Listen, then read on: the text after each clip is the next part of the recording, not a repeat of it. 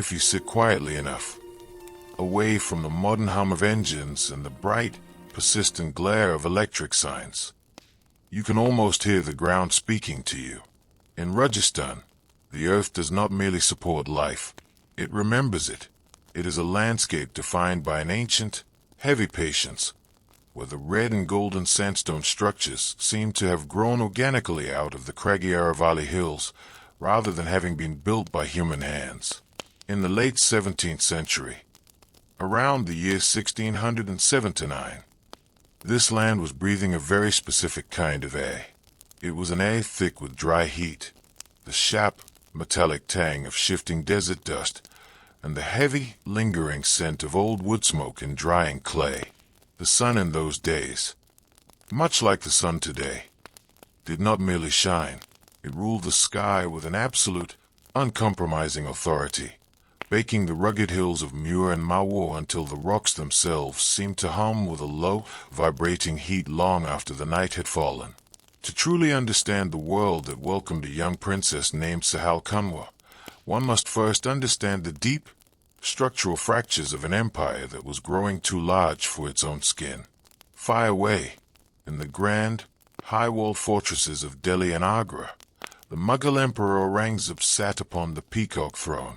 He was a man of precise habits, immense discipline, and an unyielding, rigid vision for his vast domain. The Mughals, you see, had a grand appreciation for administrative paperwork and systematic revenue collection, which they balanced quite elegantly with an absolute intolerance for anyone who disagreed with their central authority. For decades, the relationship between the imperial center in Delhi and the proud, ancient Rajput kingdoms had been a delicate, shifting dance of diplomacy, marital alliances, and military contracts. It was a complex ecosystem where a Rajput ruler could serve as a high-ranking general in the Mughal army, while still retaining the sacred sovereignty of his ancestral lands. But as the century waned, the music governing that dance began to change. Growing sharper, more discordant, and fraught with an underlying current of existential dread, Aurangzeb had begun to systematically reverse the syncretic, relaxed policies of his predecessors, introducing the jizya tax once more, a levy upon his non-Muslim subjects that was felt not just as a financial burden, but as a deliberate, pointed statement of subjugation. The temples, those ancient, towering structures of stone and devotion that had stood for generations, were being watched, and in many places, dismantled. In the hearts of the Rajputs, particularly within the rugged terrain of Mewar, this was not merely a political disagreement. It was an assault on the very fabric of their identity, an insult to the earth they trod upon. The air grew tense, the sort of silence that precedes a sudden, violent summer thunderstorm when the birds stop singing and the leaves on the kedri trees refuse to move. In the center of this gathering storm stood Maharana Raj Singh of Mewar. He was not a man inclined to bend. While other kingdoms calculated the cost of resistance and chose the safer, smoother path of compliance, Raj Singh chose the hard, jagged edge of defiance. He became a magnet for the discontented, a sanctuary for those who fled the imperial decrees. When the emperor demanded the hand of a young princess from Rupnagar, a princess who had begged the Maharana to save her from a forced alliance, Raj Singh did not hesitate. He marched out, claimed her as his queen, and effectively drew a line in the shifting desert sands. It was an act of chivalry, yes, but in the cold language of geopolitics, it was an open declaration of defiance. The imperial court in Delhi did not take such insults lightly. The administrative machinery of the empire began to turn, mobilizing massive columns of infantry, heavy cavalry, and lumbering artillery trains, all pointing toward the rugged valleys of Mewar. But our story does not begin in the grand, blood-soaked battlefields or the high courts of Udaipur. It begins in a quieter, more poetic corner of this fractured landscape. In the kingdom of Bundi, the ancestral cradle of the Hada Rajputs, Bundi was, and remains, a place of striking, dreamlike beauty. Unlike the vast, flat expanses of the deeper desert, Bundi was nestled within a narrow valley, surrounded by the sharp, protective ridges of the Aravalli Range. It was a city defined by water and stone. The Hadas were a clan renowned for a particular kind of fierce, almost reckless bravery.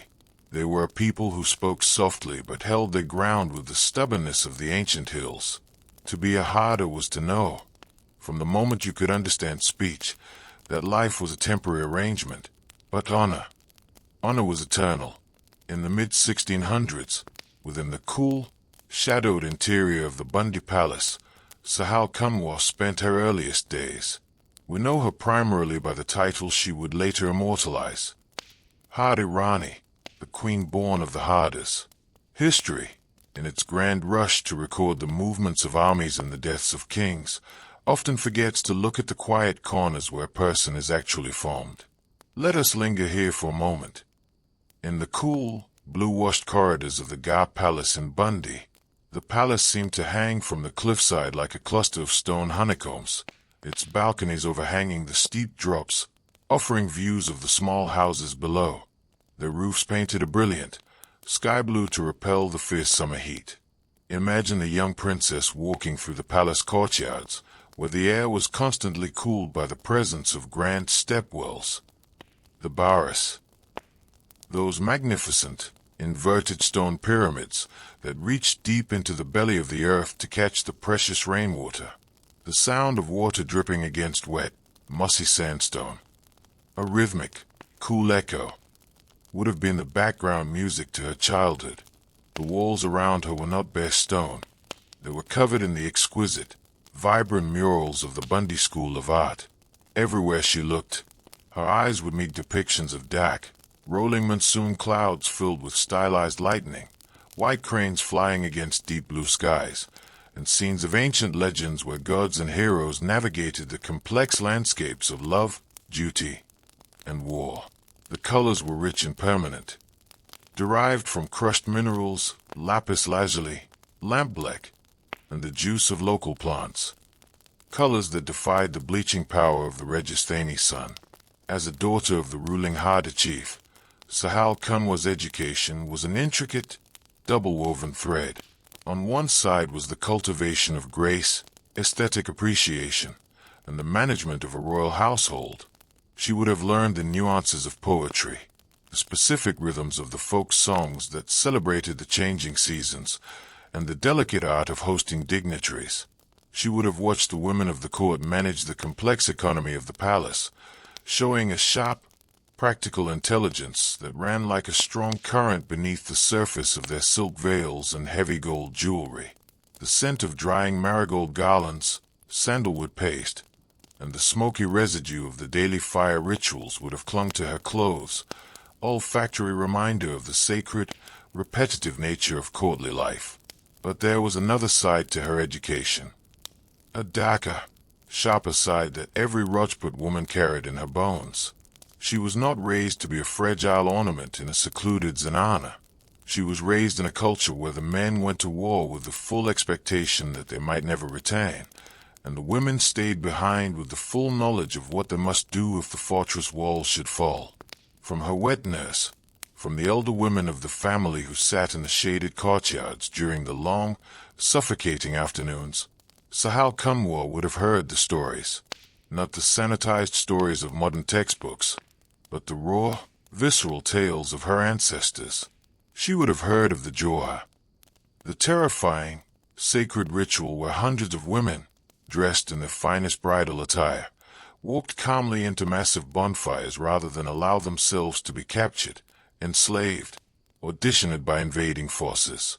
To a modern eye, such stories sound like a distant, incomprehensible nightmare, a manifestation of an extreme, fanatic past. But to a young girl growing up in 17th century Bundi, these tales were the very pillars of her reality. They were told not with tears or horror, but with a quiet, solemn pride. The message was clear and unyielding. The body is merely a garment. It can be burned, it can be broken, it can be discarded. But the spirit, the purity of one's lineage, and the integrity of one's word must remain unblemished. She would have seen the small, stone memorials, the Chatris and the Sati stones, scattered across the landscape, marked with the simple relief carving of a raised human hand, showing that a woman had passed through the fire into legend. She would have walked past them, perhaps touching the sun-warmed stone with her fingers, understanding that she was part of a long, unbroken chain of sacrifice. The humor in these courts, you see, was often dry, brief, and tinged with a philosophical resignation. When the men returned from a skirmish with minor wounds, the women would mock them gently, asking if they had tripped over their own swords or if the enemy had merely thrown pebbles at them. It was a defense mechanism, a way of keeping the ever-present shadow of death at bay by treating it with a familiar, casual disregard. They lived in a world where the line between a wedding celebration and a funeral procession was incredibly thin, often separated by nothing more than a single command from a distant ruler. As Sahal Kanwar grew into a young woman, her character began to manifest a distinct Hada blend of quiet composure and absolute steel. She was known not just for her physical beauty, which the poets of the time, in their usual hyperbolic fashion, compared to the cool radiance of the autumn moon, but for rare, clear-eyed wisdom. She spoke little, but when she did, her words carried a weight that made even the seasoned court veterans listen. She understood the political realities of her world. She knew that as a princess, her marriage would not be a matter of personal romance, but a strategic alliance, a human bridge built to connect two houses, two clans, or two kingdoms in a mutual pact of survival. And survival was becoming an increasingly complicated business. The year 1679 was drawing closer, and the political friction between Mewar and Delhi was reaching its boiling point. Maharana Raj Singh needed to solidify his internal alliances. He needed to ensure that every major chieftain, every noble lord who held a fortress or a valley in the Aravallis, was bound to the central throne of Udaipa by ties of blood, obligation, and shared honor. It was within this context of high stakes and military mobilization that a marriage was arranged for Sahal Kanwar. Her destination was Salumbar, a powerful, strategically vital estate located to the south of Udaipa. Salumbar was the ancestral seat of the Chundawat clan, a premier branch of the Hada Rajputs of Mewar. The Chundawats held a position of immense prestige in the kingdom. By ancient right, they formed the Harawal, the vanguard of the Mewar army. In every battle, in every campaign, it was the Chundawat chief who had the right and the terrifying responsibility to lead the very front line of attack, to be the first to taste the enemy's steel. To marry the chief of Salumbar was not just to enter a life of luxury. It was to marry the front line of the coming war. The chief of Salumbar at this moment was Rao Ratan Singh Chundawat. He was a young man, brave, impetuous, and newly invested with the heavy responsibilities of his title after the passing of his father. He was a capable warrior, trained from youth in the complex tactics of hill warfare, ambush, and cavalry charges. But he was also, as young men often are, vulnerable to the sudden, overwhelming power of human emotion.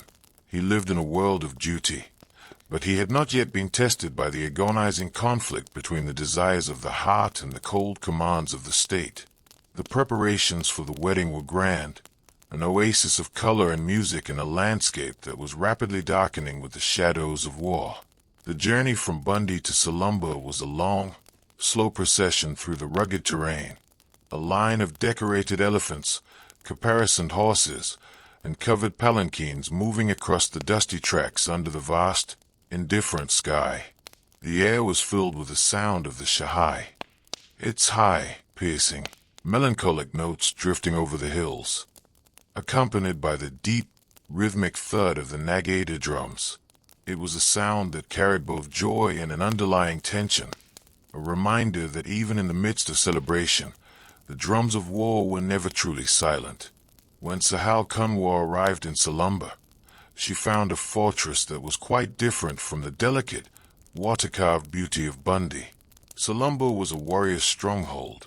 Its walls were thick, built from massive, unadorned blocks of dark stone designed to withstand the pounding of siege engines. The palace within was functional, strong, and imposing, sitting atop a hill that commanded a clear view of the surrounding valleys. It was a place designed for defense, a stone shield meant to protect the heart of Mewar from any southern or eastern intrusion. The wedding rituals were performed with all the traditional splendor. The sacred fire was lit in the central courtyard, its smoke rising toward the clear, starlit sky. Sahal Kanwar and Ratan Singh walked around the fire 7 times, their garments tied together in a symbolic knot, binding their fates for 7 lifetimes, as the local women sang traditional wedding songs. Songs filled with gentle teases and wishes for fertility and long life. The young couple looked at each other. For Ratan Singh, the sight of his new bride, her face half hidden by the crimson veil, her eyes calm, dark, and filled with an unfathomable depth, was an absolute revelation. He was instantly, completely captivated. He found himself lost in her presence, a sudden, fierce devotion taking root in his heart, a devotion that seemed to eclipse the rough, violent world of military duties he had inhabited for so long. For a few brief days, a mere handful of sunrises and sunsets, the universe seemed to stand still for the newly married couple. The world outside Salumbar, with its complex treaties, imperial taxes, and marching armies, felt distant, like a dream that could be ignored. They spent their time in the inner chambers of the palace, talking softly as the cool night breeze blew in from the hills, carrying the scent of wild jasmine and dry grass.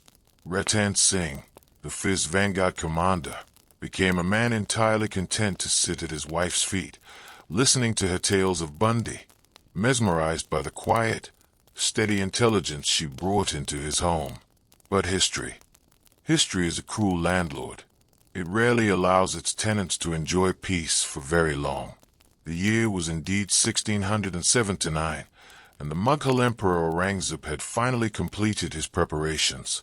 His grand army, an overwhelming force of thousands of seasoned veterans, heavy cavalry from Central Asia, and a massive train of artillery, had entered the territories of Mewar.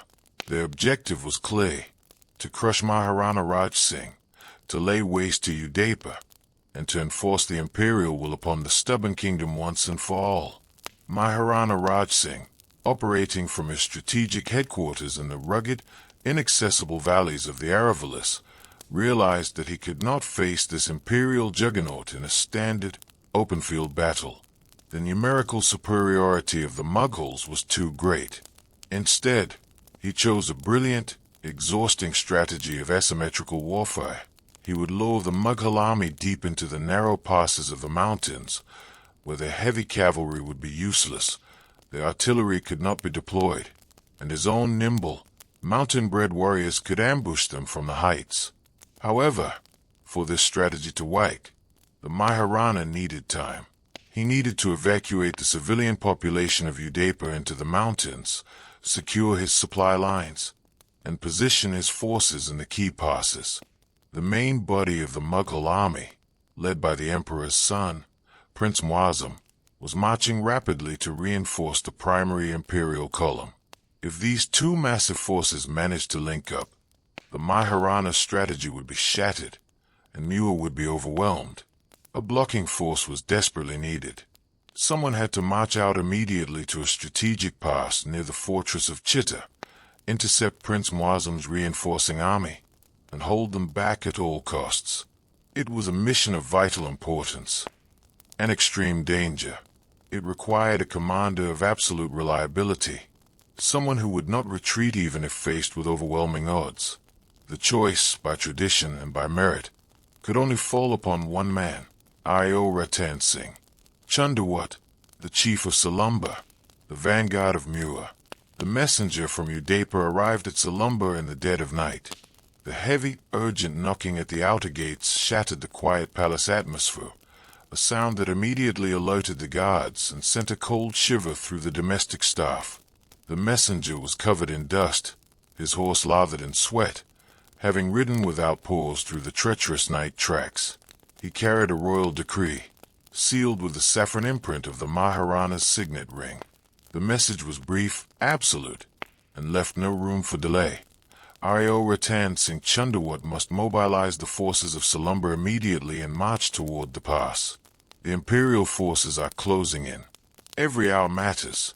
When the decree was brought into the inner chambers, Ratan Singh was sitting with Sahal Kanwar. The contrast could not have been more striking. The soft, warm glow of the oil lamps, the scent of rosewater, the dark, rich silk of their wedding garments, and this cold, crumpled piece of paper that carried the heavy scent of horse sweat and impending death. Ratan Singh read the message, and for the first time in his life as a warrior, his heart sank. A profound, suffocating reluctance gripped him. He looked at his young bride. Her marriage henna still fresh and dark upon her hands, her bridal bangles tinkling softly with her every movement. And the thought of leaving her, the thought of marching out into a battle from which he might never return, felt like an impossible, unbearable torture. He stood up, his hand hovering near the hilt of his sword, his face twisted in a silent, agonizing conflict. He was a Rajput, a Chundawat, the vanguard of the state. To refuse a direct command from the Maharana was unthinkable. It would mean infamy, the eternal disgrace of his house, the stripping of his titles, and the brand of a coward. But as he looked at Sahal Kanwar, the ancient code of honor felt distant and hollow compared to the living, breathing reality of the woman he loved. The sleepy historian must note here, with a touch of dry melancholy, that honor is a wonderful thing when written in poems, but a terribly heavy thing when it demands you leave a warm bed for a cold grave. Sahal Kanwar watched her husband. She did not cry. She did not panic. She saw the hesitation in his eyes. She read the profound conflict tearing at his soul, and she understood immediately the gravity of the moment. She knew that this was the test her entire life had prepared her for. The moment where the tales of her ancestors, the murals of Bundi, and the quiet lessons of the elder women had to be translated into action.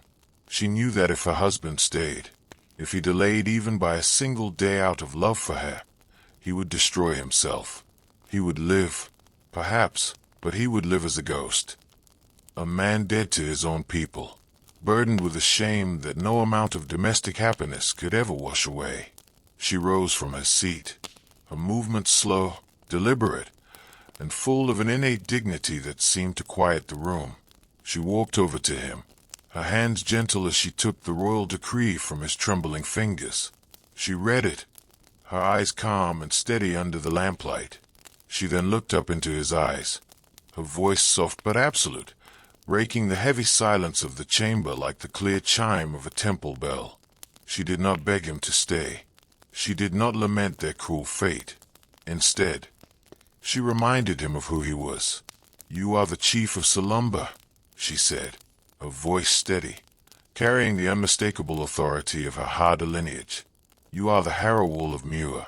The Maharana does not ask for your assistance. He demands your duty. Your ancestors did not earn the right to lead the front line by staying in the palace when the war drum sounded. They earned it with their blood. And you must do the same."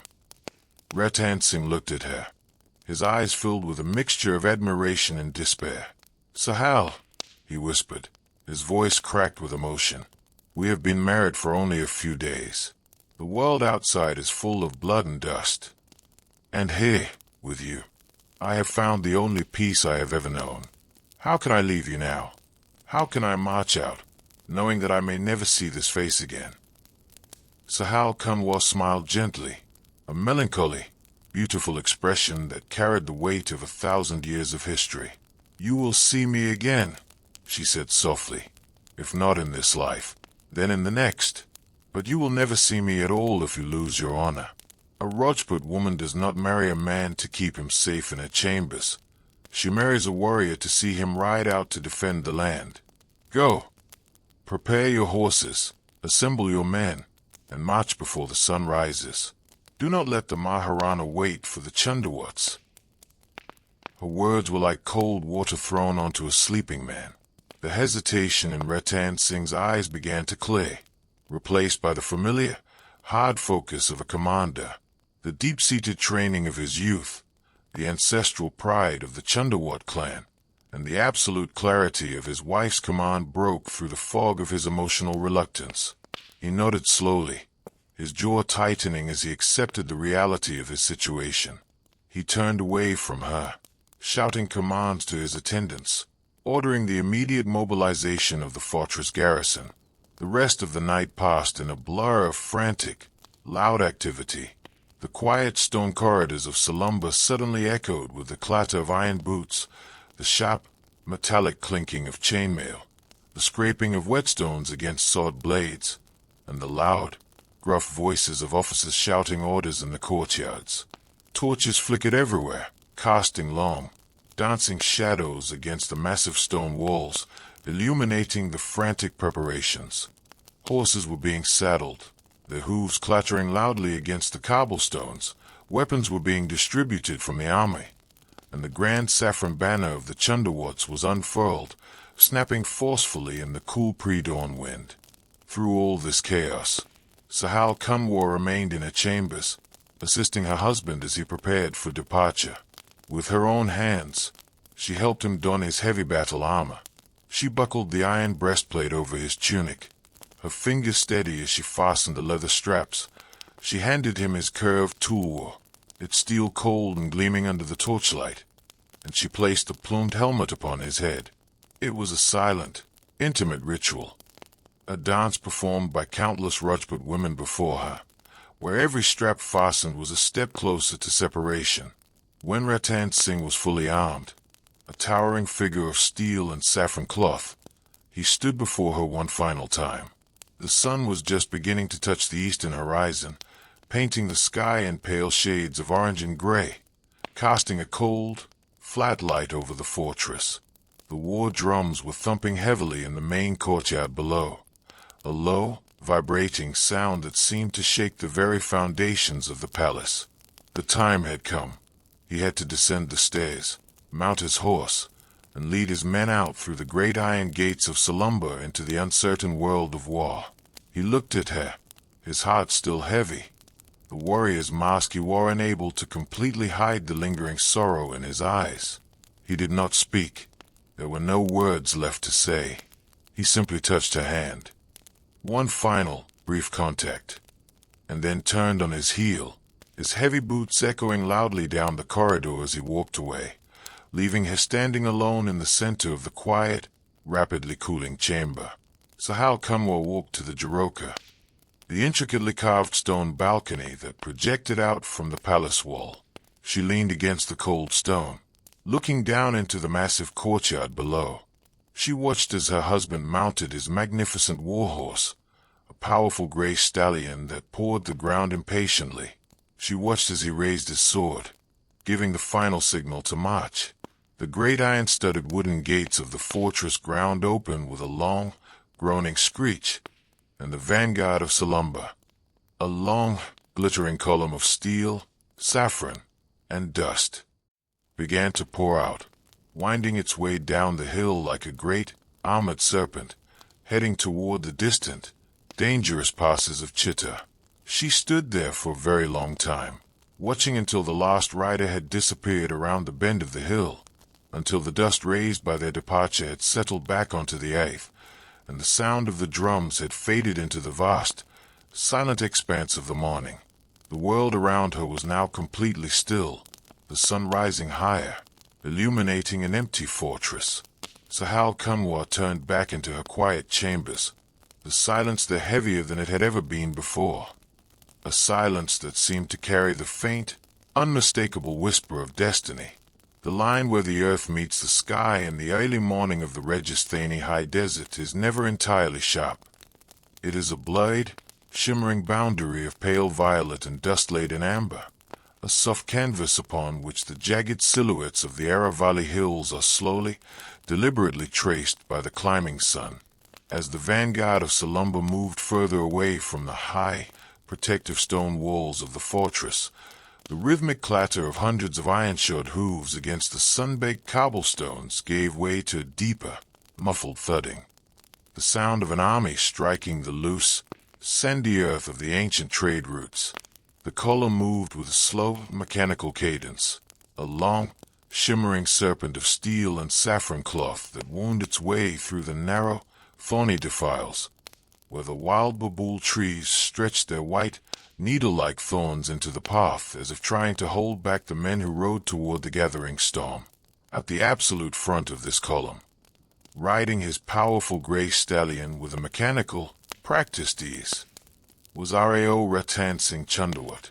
To his men, who watched him from beneath the heavy brims of their iron helmets, he appeared as the very embodiment of the warrior code they had sworn to uphold.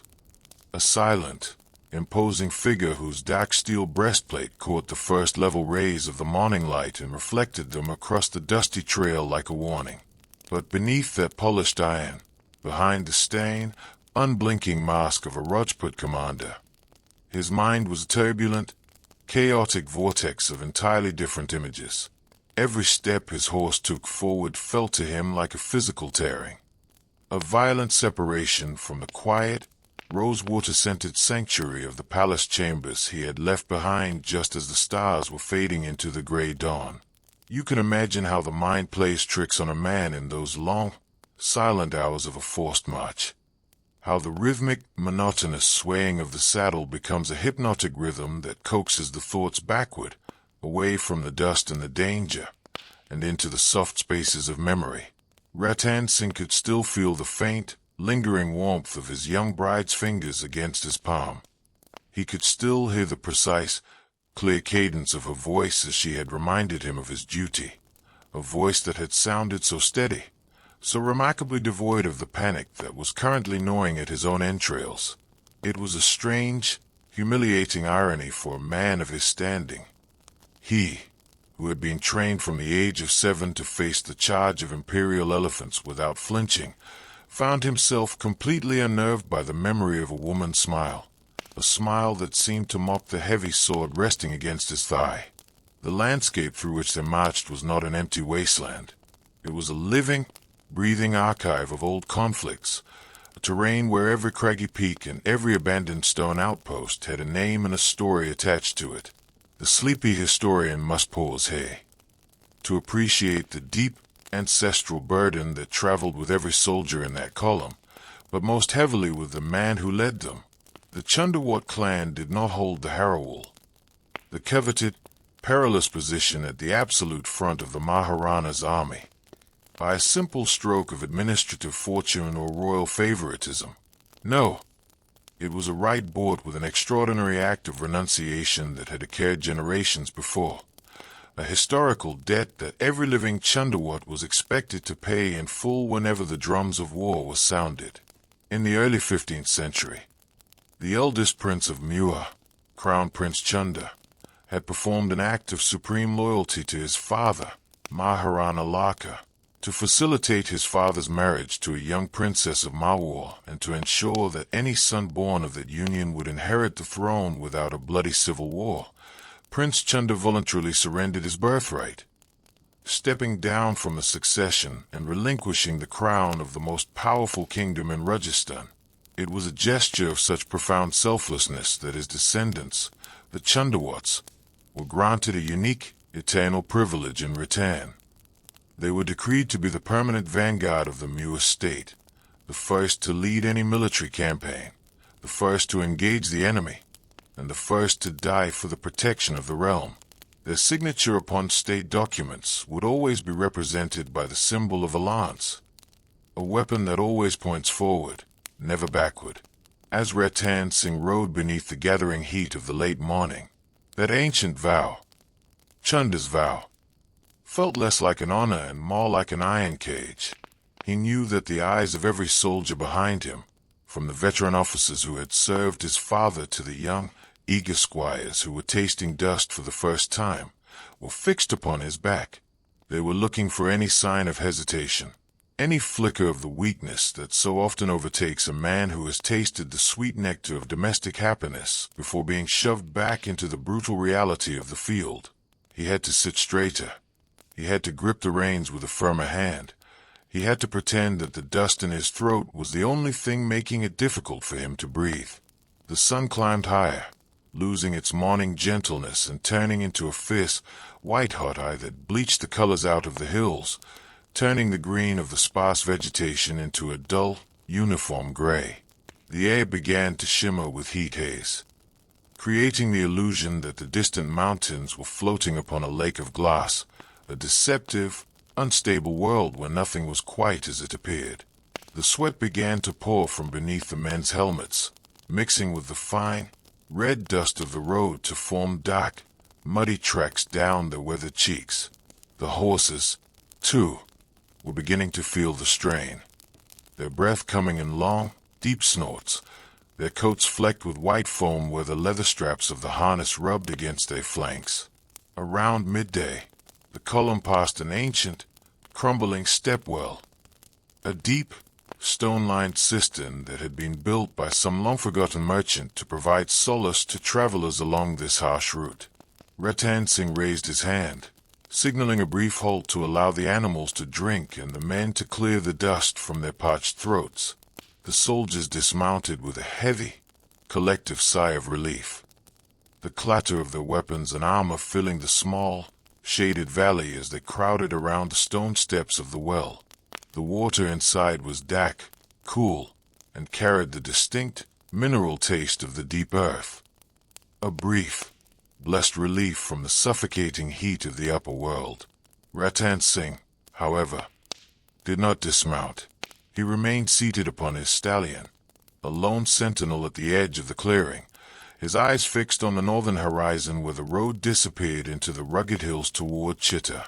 One of his old family veterans, a man named Devdan, whose beard had turned the color of old wood ash and whose face was a map of deep scars earned in the service of the previous chief, walked over to him, holding up a small brass vessel filled with the cool well water. "Drink, Rauji," the old man said, his voice rough like stones being ground together, yet carrying a subtle, paternal warmth that only a man who had held the commander as an infant could manage. The road ahead does not get any softer, and a parched throat makes for an uncertain hand when the steel begins to clash. Ratan Singh looked down at the old warrior, his eyes hollowed out by a fatigue that had very little to do with physical exertion. He took the vessel, his fingers brushing against the cold brass, but he did not drink immediately. He held it in his hand, watching the small ripples on the surface of the water, ripples that seemed to capture and distort the image of the sky. "Tell me, Devdan," Ratan Singh murmured. His voice dropped so low that it was barely audible above the sound of the horses drinking. "When you marched out to the great campaigns with my father, when you left the village and the fields behind, did the earth always feel this heavy? Did the distance from home always grow with every step? Or is it only my horse that seems to find the road this difficult?" The old veteran looked at his young leader, a flash of deep, understanding melancholy passing through his weathered eyes before his face settled back into its usual, stoic lines. He leaned against the stone coping of the well, his eyes turning toward the distant hills. "The earth is always heavy, Rauji," Devdan replied softly, his fingers idly tracing the notch on the hilt of his old sword. "And it is heaviest for those who have something worth returning to. A man who has nothing but his sword rides light. He has no anchors dragging behind him in the mud, but a chief. A chief must carry his own heart and the hearts of all his people in his saddlebags. It is a burden that your father carried, and his father before him. The trick, if there's a trick at all, is to remember that the only way back to what you love is through the line of the enemy." Ratan Singh nodded slowly, the old man's words providing a cold, bitter kind of comfort. He raised the brass vessel to his lips, swallowing the water in quick, desperate gulps, feeling its chill run down his throat like a column of ice, before handing the empty cup back to the veteran. He knew Devdan was right. There was no turning back, no alternative path that did not involve the total destruction of his name and his honor. But knowing a truth in your mind, you see, is a very different thing from accepting it in your blood. The signal was given, the men remounted, and the column moved out once more, the heat of the afternoon settling over them like a thick, woolen blanket. The silence within the ranks grew deeper, the easy banter and casual jokes of the morning having been entirely consumed by the sheer physical effort of the march. The only sounds now were the monotonous, repetitive creaking of leather, the regular, rhythmic metallic clink of chainmail, and the occasional, sharp cry of a wild hawk circling high above in the white, empty expanse of the sky. As the afternoon began to lean toward evening, the topography of the land began to change, growing more dramatic, more menacing. The rolling hills grew into steep, jagged ridges of dark volcanic rock, the Aravalli Range showing its true, protective nature. This was the ancient gateway to the heart of Mewar, a landscape designed by nature for ambush and desperate rearguard actions. The road narrowed considerably, forcing the column to move in a tight, double-file line, the rock faces rising hundreds of feet on either side, their surfaces raw, cracked, and dark, looking like the ancient walls of a fortress built by giants. This was their destination, the strategic pass near Chitta. It was a natural choke point, a place where a small, determined force of resolute men could hold a massive army at bay for days, simply because the narrowness of the terrain prevented the larger force from deploying its numbers or utilizing its cavalry. It was here that they had to build their wall of steel. It was here that the Chundawats had to justify their ancient right to lead the vanguard. Ratan Singh called a halt as they reached the mouth of the pass. The shadows were lengthening rapidly now, the sun dipping behind the high ridges to the west and casting long, blue fingers of darkness across the valley floor. The air began to cool with a suddenness that is peculiar to the desert, a sharp, refreshing breeze blowing through the pass, carrying with it the scent of crushed stone and wild mint. The officers immediately began the work of establishing the encampment. This was not a standard, comfortable camp with grand canvas tents and soft carpets. This was a war bivouac, designed for rapid deployment and absolute security. The horses were picketed in a secure, recessed clearing within the rocks.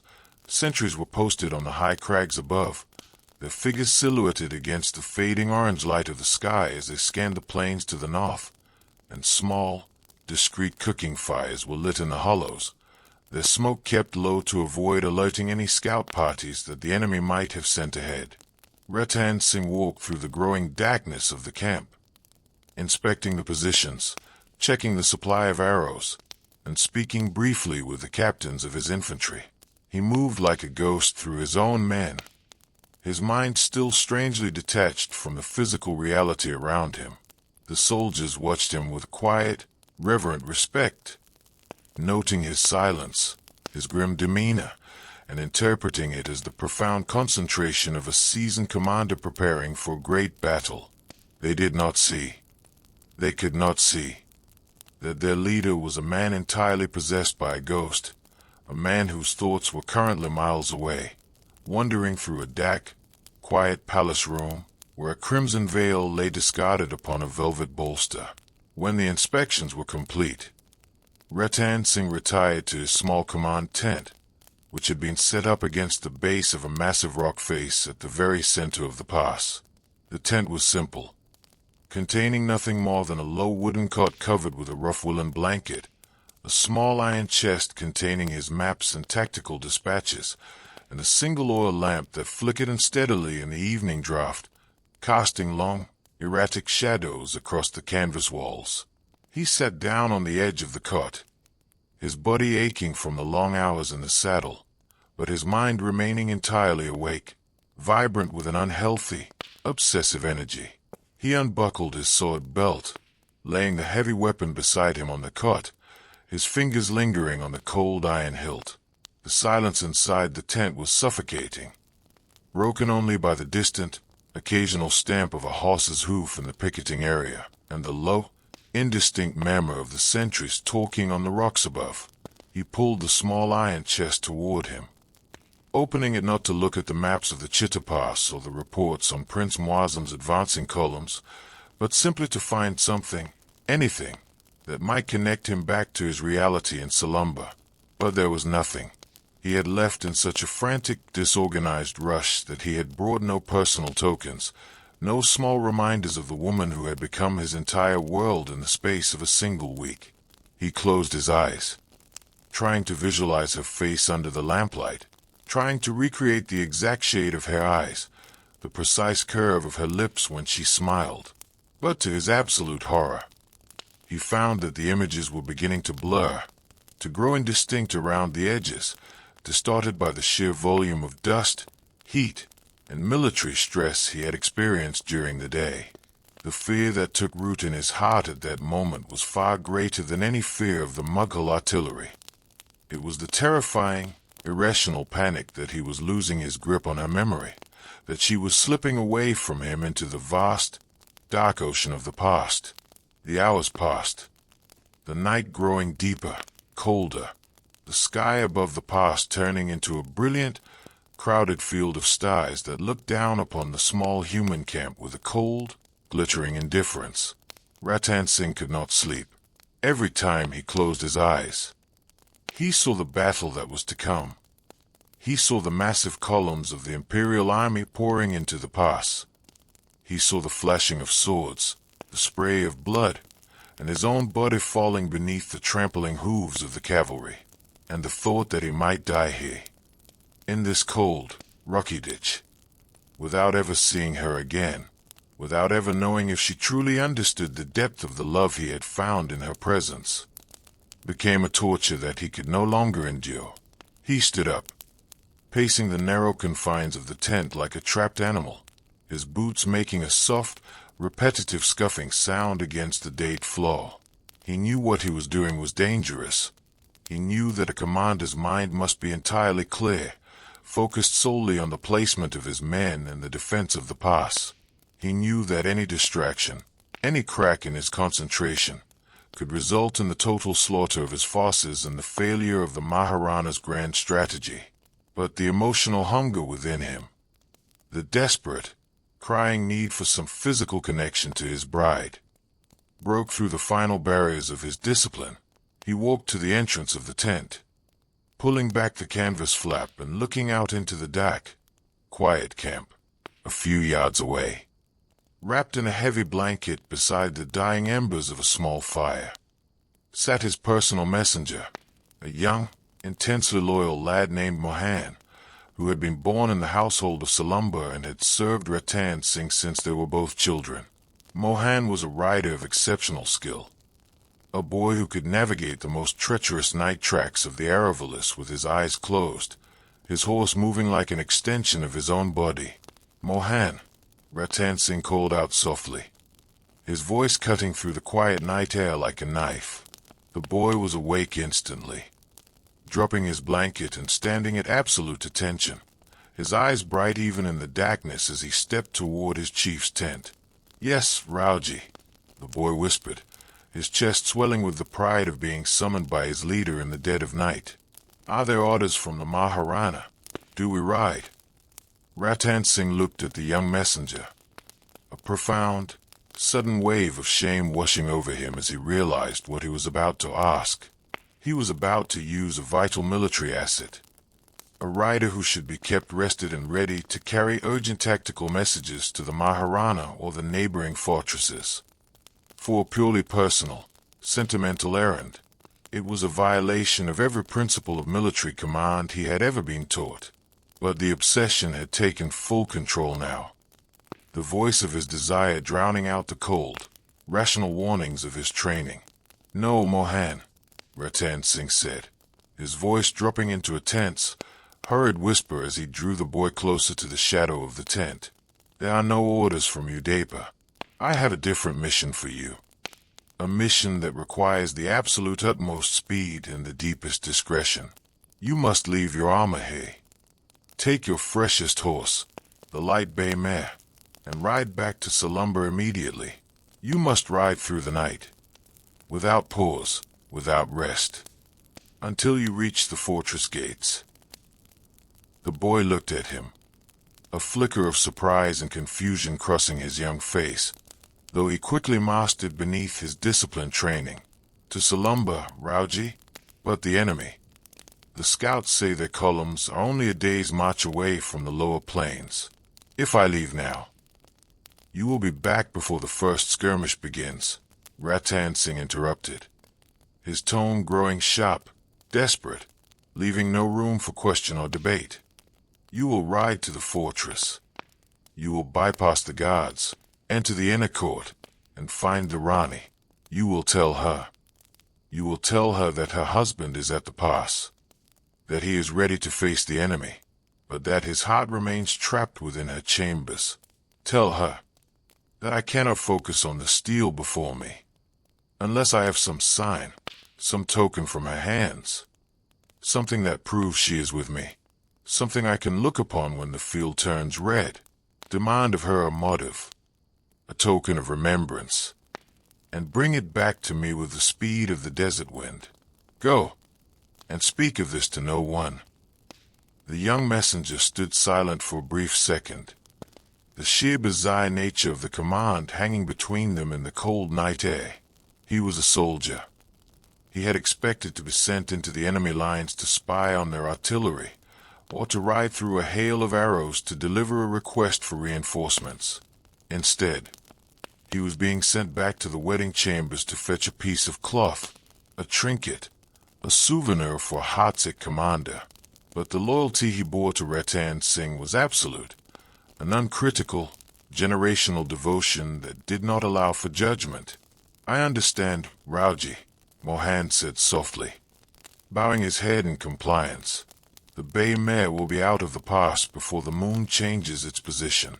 I will bring you the Rani's token, or I will not return at all. The boy turned away, moving with a silent, feline grace through the shadows of the camp toward the horse lines. A few minutes later, Ratan Singh heard the faint, muffled sound of a single horse moving at a cautious trot through the rocky exit of the pass, the sound quickly fading into the vast, dark silence of the lower valley as the rider accelerated into a full gallop under the cover of the starlight. Ratan Singh remained standing at the entrance of his tent, his hand gripping the canvas frame so tightly that his knuckles turned white. He looked out into the darkness, feeling a strange, immediate mixture of intense relief and deep, corrosive self-loathing. He had done it. The messenger was gone. Within a day and a night, he would have something of hairs in his hands. A scarf, a ring, a lock of hair. Something to anchor his drifting thoughts. But as he looked up at the cold, unblinking stars, he could not shake the terrifying feeling that by sending that boy back, by choosing the desires of his heart over the absolute purity of his command, he had set something in motion that he could no longer control. A crack in the iron wall of Chunda's vow that the earth of Mewar would not easily forgive. The sleepy historian must leave him there, standing in the dark mouth of the pass. A young king waiting for a token from a bride he should have had the courage to trust without a sign. While the imperial forces of Delhi continue their slow, lumbering, irreversible advance through the dust of the lower plains, their drums already beginning to whisper in the distant wind, when a great body of men rides out of a stone fortress.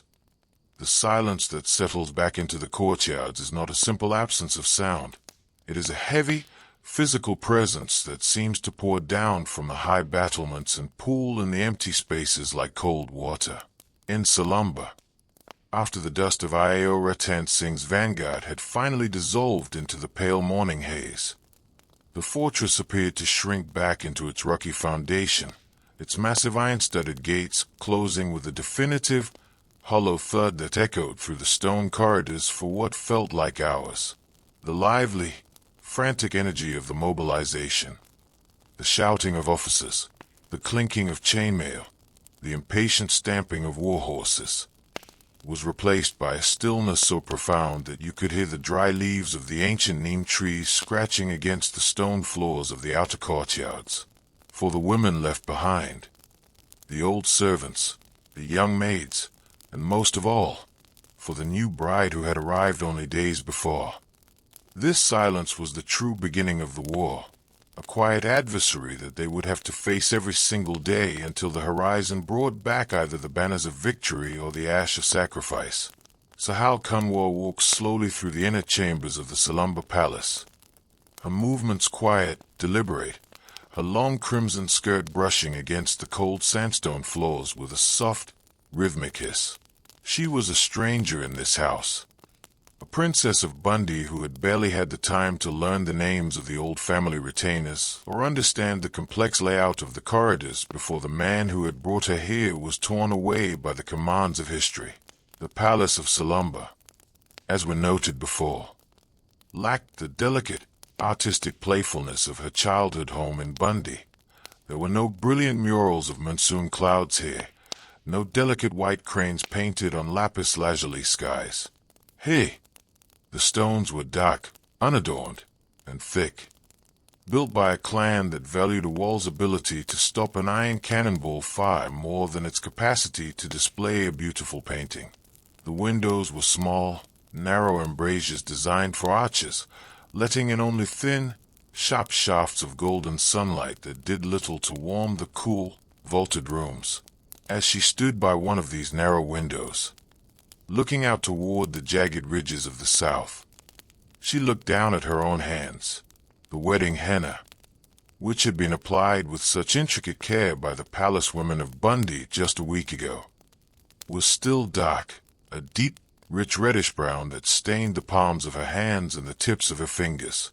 In the traditional lore of the desert, the depth of the henna's color was said to indicate the strength of a husband's love, a sweet, superstitious belief that young girls whispered to one another in the privacy of the zanana. The henna was still fresh, yet the husband whose love it supposed to measure was already miles away, sitting in a cold, rocky pass, preparing to kill and be killed in the name of an ancient vow. The contrast was sharp, almost absurd. A cruel reminder of how quickly the personal lives of these people were entirely swallowed by the larger, unyielding machinery of the state. The life of a Rajput zanana during a time of war, you see, was defined by a specific kind of disciplined isolation. The men were gone, but the courtly routine did not stop. It simply shifted into a lower, more somber key. The elder women of the Chundawat clan, widows who had lost husbands and sons in the endless skirmishes with neighboring kingdoms or imperial tax collectors, sat in the shaded verandas, their white veils pulled low over their faces, their fingers moving rhythmically over old wooden prayer beads. They did not weep, they did not complain. Their conversation was brief, practical, and laced with that characteristically dry, fatalistic humor that we have encountered before.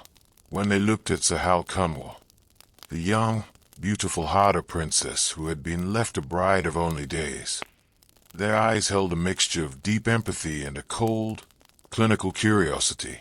They were watching her, evaluating her, wondering if this girl from the water-blessed valleys of Bundi possessed the true, unyielding iron required to be a matriarch of Salumbar, or if she would break under the suffocating weight of the silence. Sahal Kanwar did not break. She accepted their looks with a quiet, respectful composure, never failing to perform the daily rituals required of her position.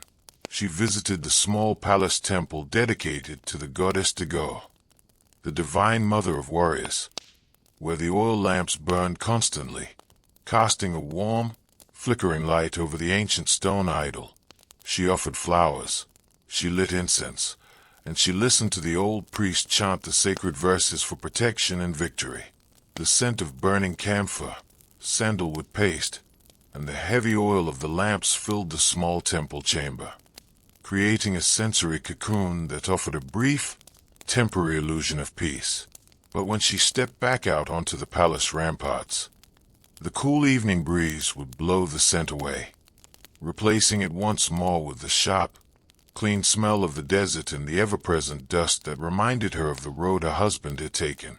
The first day passed, then the second, the sun rising and setting with a slow, mechanical regularity that seemed to mock the intense anxiety gripping the hearts of the inhabitants. There was no news from the pass. In those days, before the advent of rapid communication, no news was a neutral space, a blank canvas upon which the mind could paint either its greatest hopes or its darkest nightmares. The old women chose to paint nothing. They simply waited, their minds trained by decades of experience to accept whatever reality the horizon eventually delivered. But for Sahal Kanwar, the mind was less disciplined, more vibrant. She found herself lying awake on the grand royal bed during the long, cold nights, the empty space beside her feeling larger and more imposing than the fortress walls themselves. She would listen to the night watchmen calling out to one another from the tower tops, their long, drawn-out cries of "Jago, Jago! Stay awake, stay awake!" drifting through the dark corridors like the calls of lonely birds, reminders that even in the deepest midnight, the world was on guard, waiting for the blow to fall. It was during the deep hours of the third night that the silence of Salumbar was finally broken. The moon had already passed its zenith, hanging low and pale over the western ridges, casting long, distorted shadows of the battlements across the sleeping village below. Sahal Kanwar was not asleep. She was sitting on a low wooden stool near the open window of her chamber, her chin resting in her hand, her eyes fixed on the distant, starlit hills. The air was cold. The sudden, sharp chill of the desert night that makes the stone walls feel like ice to the touch. Suddenly, from the far northern side of the fortress, came a sound that did not belong to the night. It was a faint, rhythmic clicking. A sound so soft at first that it might have been mistaken for the clicking of a beetle or the distant cracking of a dry branch. But as she listened, her breath catching in her throat, the sound grew distinct, sharper, and faster. It was the unmistakable sound of a single horse moving at a frantic, exhausting gallop along the rocky approaches to the fortress. A single horse, coming from the north, in the dead of night, in the logic of a wartime fortress. A single rider arriving at midnight rarely brought good tidings. It was either a messenger bearing news of a disaster, a broken line, a fallen commander, or a scout fleeing from an advancing enemy. Sahal Kanwar stood up, her heart hammering against her ribs with sudden, violent force that made her dizzy. She pulled her silk veil tightly around her shoulders, stepping out of her chamber into the dark corridor, where the flickering oil torches were already being approached by the waking guards. Down at the great outer gates, the arrival of the rider had thrown the small night garrison into a state of tense, hushed activity.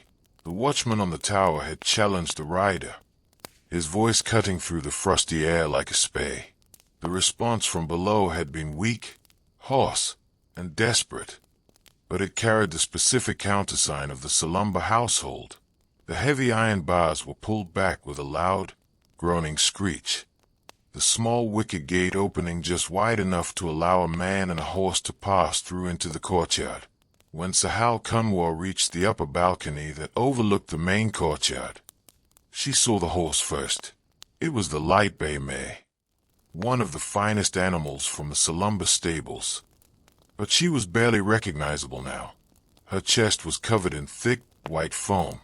Her flanks were heaving with a violent, ragged breath that sounded like a broken bellows, and her head hung low, her nostrils dilated and dripping with bloody froth.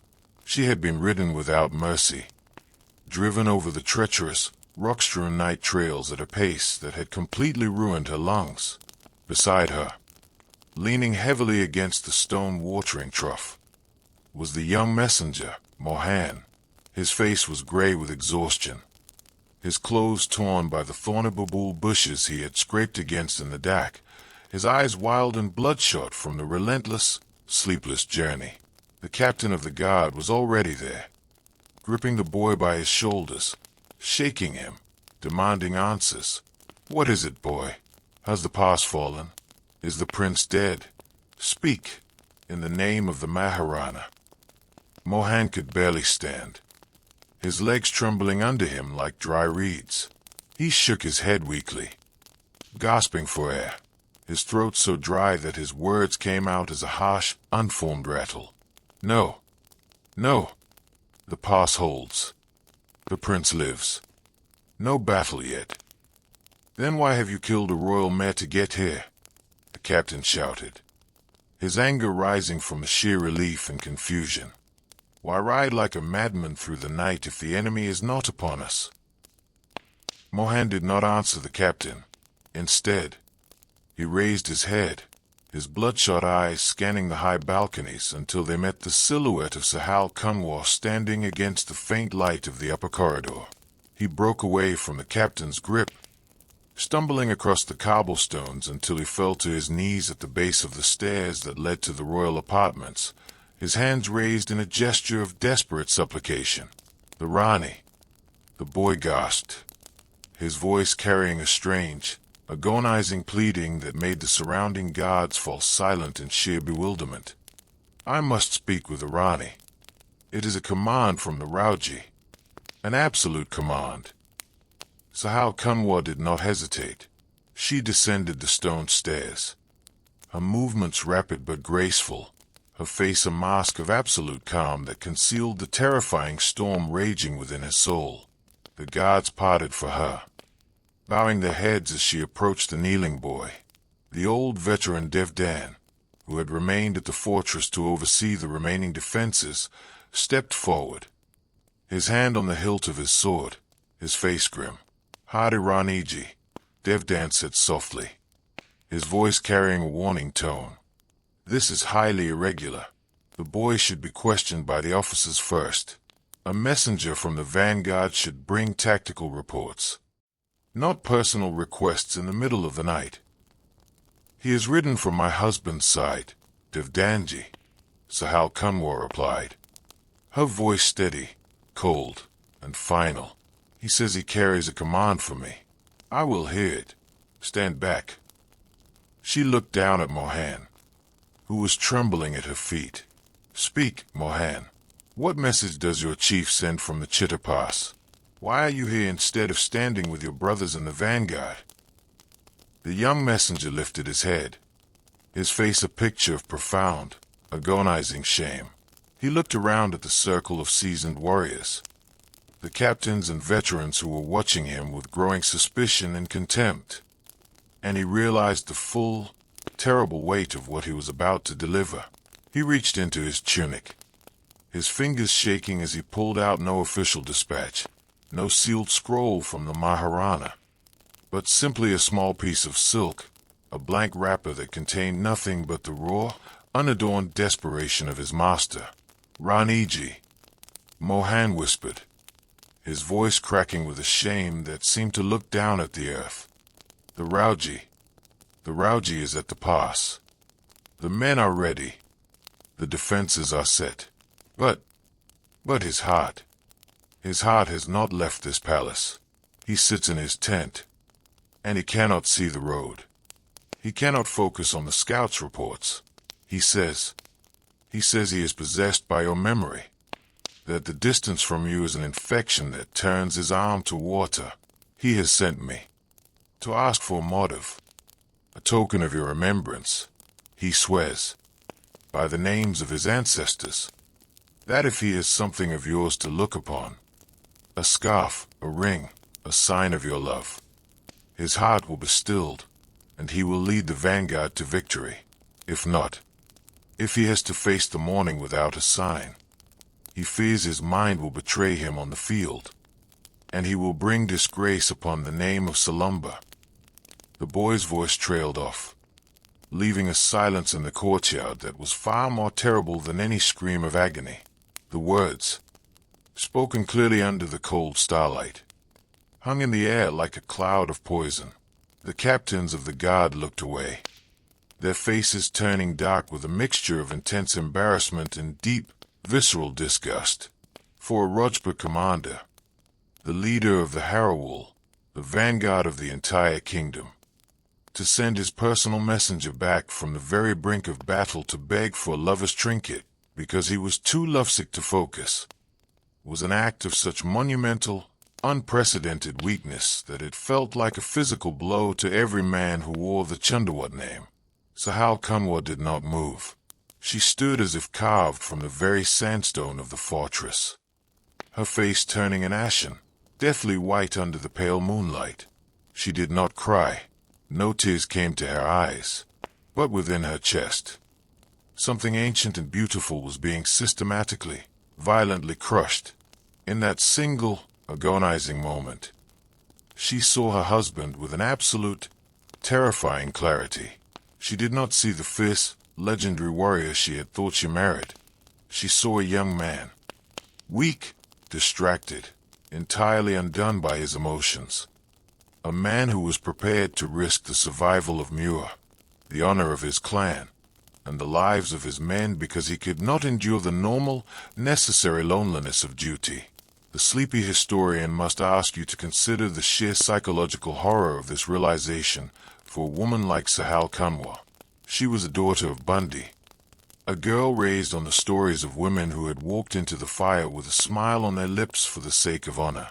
She had given up her personal life, her home, her comfort, to marry a warrior, to be a pillar of steel behind a shield of iron. And now, that shield was turning to mud before her eyes. She understood immediately. With that sharp, political intelligence she had cultivated since childhood, the cold, mathematical reality of the situation.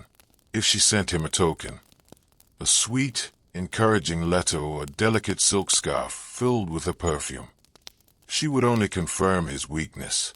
He would spend the battle looking at the cloth, his mind distracted, his reaction slowed, and he would die, and worse than death, he would die a failure, leading his men into a slaughter, allowing the Mughal forces to breach the pass, and bringing an eternal, irreversible infamy upon the Chundawat name. She looked at the old veteran Devdan, and she saw the look in his eyes. It was a look of profound, silent despair. The old man knew, just as she knew, that a distracted vanguard commander was a sentence of death for the entire army. The ancient vow of Chunda, the right to lead the front line, was about to be dragged through the dirt of Chitta because a young man could not forget his wedding night. Sahal Kanwar closed her eyes for a single, long second, breathing in the cold, sharp air of the night. When she opened them, the look of a young, grieving bride was gone entirely from her eyes. In its place was something else. Something dark, ancient, and absolute. The Hada blood within her, the lineage of kings who had never bent to any master, had taken full command of her soul. She looked down at Mohan, her voice dropping into a register that was so quiet, so remarkably calm, that it made the hairs on the back of the messenger's neck stand up. "He wants a token," she said softly, her words cutting through the frosty air like the edge of a newly whetted sword. "He wants something that will ensure he never forgets his duty, something that will remove his distraction once and for all, and allow him to face the enemy with a clear, unburdened mind. Is that what your chief requires, Mohan?" The boy, entirely uncomprehending of the dark undercurrents in her voice, could only nod his head frantically, his face filled with a desperate hope. "Yes, Raniji. Yes, just a small sign. Anything from your hands, and I will ride back to him with the speed of a hawk." "Very well," Sahal Kanwar said, turning her back on the courtyard and looking toward the stairs that led to her private chambers. "Come with me, Mohan. Stand outside my door. I will prepare a token for my lord. A token that no Rajput commander has ever received before, and a token that he will carry into history. Devdanji, see to it that the boy's horse is replaced with the strongest stallion left in our stables. He must ride back to the pass before the sun is high, and he must not lose a single moment." She walked back up the stone stairs, her head held high, her crimson veil floating behind her in the night wind like a banner of war. The old women in the verandas watched her go, their prayers stopping for a moment as they felt the sudden, unmistakable shift in the air. The arrival of that ancient, terrible energy that always precedes a grand, historical tragedy. Sahal Kanwar entered her chambers, leaving the door open just wide enough for the young messenger to stand in the shadow of the threshold. While she stepped into the deep, dark interior of the room where her journey would find its true, eternal form, the private bedchamber of a royal palace, especially one designed in the unyielding, militaristic style of Salumbar, is a space where the grand architecture of a kingdom finally narrows down to the fragile, intimate dimensions of a single human life. When Sahal Kanwar stepped across the high wooden threshold of her room and closed the heavy, brass-bound door behind her, she was not merely shutting out the cold night air of the courtyard.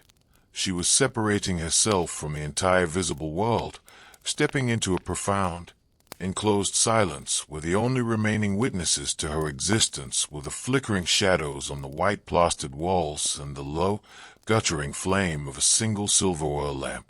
The room still carried the faint, heartbreaking fragrance of the wedding celebrations. The sweet, slightly decaying scent of drying marigold garlands that hung from the stone pillars, the rich, exotic aroma of attar of roses that had been sprinkled upon the heavy silk bolsters, and the clean, sharp smell of fresh linen that had been laid out for a married life that had lasted for less than a week. It was a room structured for comfort, for privacy, for the slow, gentle cultivation of a shared future. Yet as the young Hada princess stood in the center of the floor, her long crimson veil pooling around her feet like a circle of spilled wine, she knew that the future had already been systematically and irreversibly cancelled by the message waiting outside her door. You can imagine her standing there, completely motionless for several minutes, her eyes not fixed on any specific object in the room, but rather looking inward, traversing the vast, complicated landscape of her own memories and the rigid, uncompromising code that had governed every breath she had ever taken. The sleepy historian must point out here, with a touch of dry, melancholic irony, that men often believe they understand the nature of strength because they are trained to carry heavy iron weapons and shout loud, aggressive battle cries in the mud of the field. They look at the delicate silk garments of the women's quarters, they listen to the soft, musical laughter that drifts from the balconies, and they assume that what is kept hidden must naturally be fragile. But they fail to understand, in their simple, external calculations, that the steel forged in the quiet interior of a woman's soul is often infinitely purer, and infinitely more dangerous than any blade hammered out by a blacksmith in the palace armory. Ratan Singh had marched out with an army at his back, surrounded by the comfort of shared vows and the loud, distracting noise of the drums. But his heart had cracked at the first touch of loneliness. Sahal Kanwar was entirely alone in this dark room. Yet as she looked at the silver lamp, her mind was growing as sharp and clear as the mountain air above Bundi. She walked slowly toward the heavy wooden chest that sat at the foot of the bed. Her fingers, still stained with the dark, beautiful patterns of the wedding henna, tracing the rough, hammered iron hinges before she lifted the lid. Inside lay her bridal attire, the grand, multi-tiered silk lehenga and the heavily embroidered poshak that she had worn during the wedding rituals just a few days ago, garments that were meant to be preserved for a lifetime of formal courtly appearances and family celebrations. She did not call for her maids. She did not seek the assistance of the old women who sat weeping in the outer corridors. With a quiet, solitary efficiency, she began to strip away the simpler garments she had worn during the day, replacing them with the heavy, magnificent silks of her wedding night. She pulled the stiff, tinsel-bordered skirt around her waist, fastening the silver cords with a steady, unhurried hand. She donned the dark crimson blouse, its surface thick with gold thread that caught the light of the oil lamp and glittered like a field of tiny, dying stars. And she draped the grand, transparent red veil over her head, allowing it to fall forward and partially conceal her face in a warm, crimson shadow. As she dressed, she performed each movement with the precise, rhythmic solemnity of a priest preparing for a sacred sacrifice. She walked over to the small, polished bronze mirror that hung from a stone pillar, looking at her own reflection not with the vanity of a young girl, but with the cold, critical detachment of a commander inspecting a soldier's equipment before a campaign. Her face was extraordinarily pale, the blood having retreated deep into her heart to support her resolve, making her dark eyes appear larger, deeper, and more unfathomable than they had ever been before. She picked up a small silver stick, dipping it into a tiny pot of rich, red vermilion paste. The sindoor that signifies a woman's status as a married wife whose husband is still among the living. With a slow, unwavering stroke, she applied the red powder along the central parting of her hair, creating a sharp, vivid line of crimson that looked under the dim lamplight like a thin, fresh wound across her scalp. She then added a large, round red bindi to the center of her forehead, a perfect, unblemished circle that sat between her eyebrows like an eye focused entirely on eternity. The philosophy of a token, you see, is a highly deceptive thing. When Ratan Singh had sent his young messenger back through the night to beg for a sign of her remembrance, he had undoubtedly been imagining some small, comforting trinket, a delicate silk scarf that carried the unique, familiar scent of her skin, a heavy gold ring from her finger that he could slip onto his own hand, or perhaps a long, dark lock of her hair wrapped in a piece of parchment filled with words of love, longing, and desperate prayers for his safe return. He wanted an anchor, a soft, sentimental weight that would allow him to escape the cold, terrifying reality of the military pass and pull his thoughts back into the safe, warm territory of domestic bliss. But Sahal Kanwar understood, with a clarity that was both magnificent and terrifying, that such a token would be the absolute undoing of him.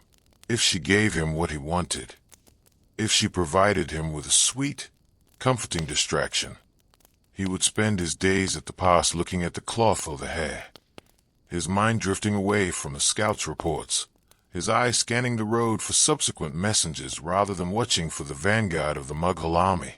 He would remain a civilian in a soldier's armor, an uncertain commander whose hesitation would inevitably infect every officer and infantryman under his charge, leading to the total slaughter of his forces, the failure of the Maharana's grand strategy, and the eternal, irreversible disgrace of the Chundawat name.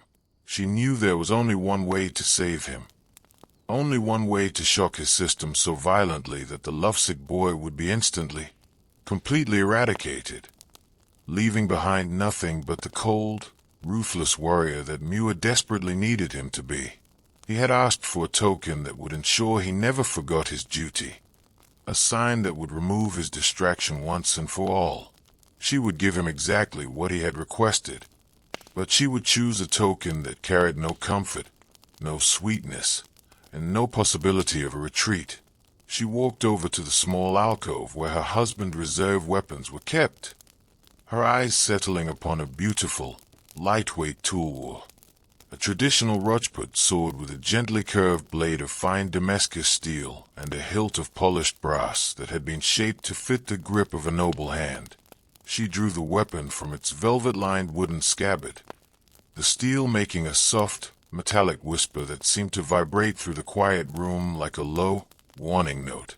She held the sword up to the light of the silver lamp, watching the intricate, water-like patterns on the surface of the steel ripple as she moved it, a beautiful, deadly piece of craftsmanship designed for the explicit purpose of severing what cannot be bent. The blade was cold to the touch, a sharp, uncompromising reality that stood in direct opposition to the soft silks and warm perfumes of the room. The sleepy historian must ask you to pause here, to look past the grand, mythic scale of the legend and see the human being who stood in that room. A girl of barely 18 years, who was preparing to perform an act of such extreme, unnatural resolve that it defies the very basic instincts of human survival. There was no audience here, no crowds of chanting priests or shouting warriors to intoxicate her mind with the false, loud adrenaline of public martyrdom. There were no drums thumping to drown out the sound of her own breathing. There was only her, the sword, and the quiet, steady ticking of the night. She sat down upon the edge of the royal cot, her posture perfectly straight, her head tilted slightly forward, her long crimson veil adjusted so that her neck was left entirely bare, exposed to the cold air of the room.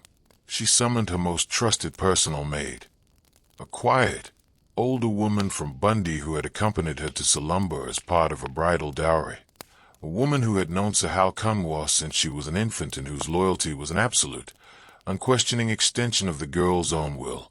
When the maid entered the room and saw her mistress sitting there, dressed in her full wedding finery, holding the naked sword in her hands with a face that looked like carved mountain marble, she did not scream.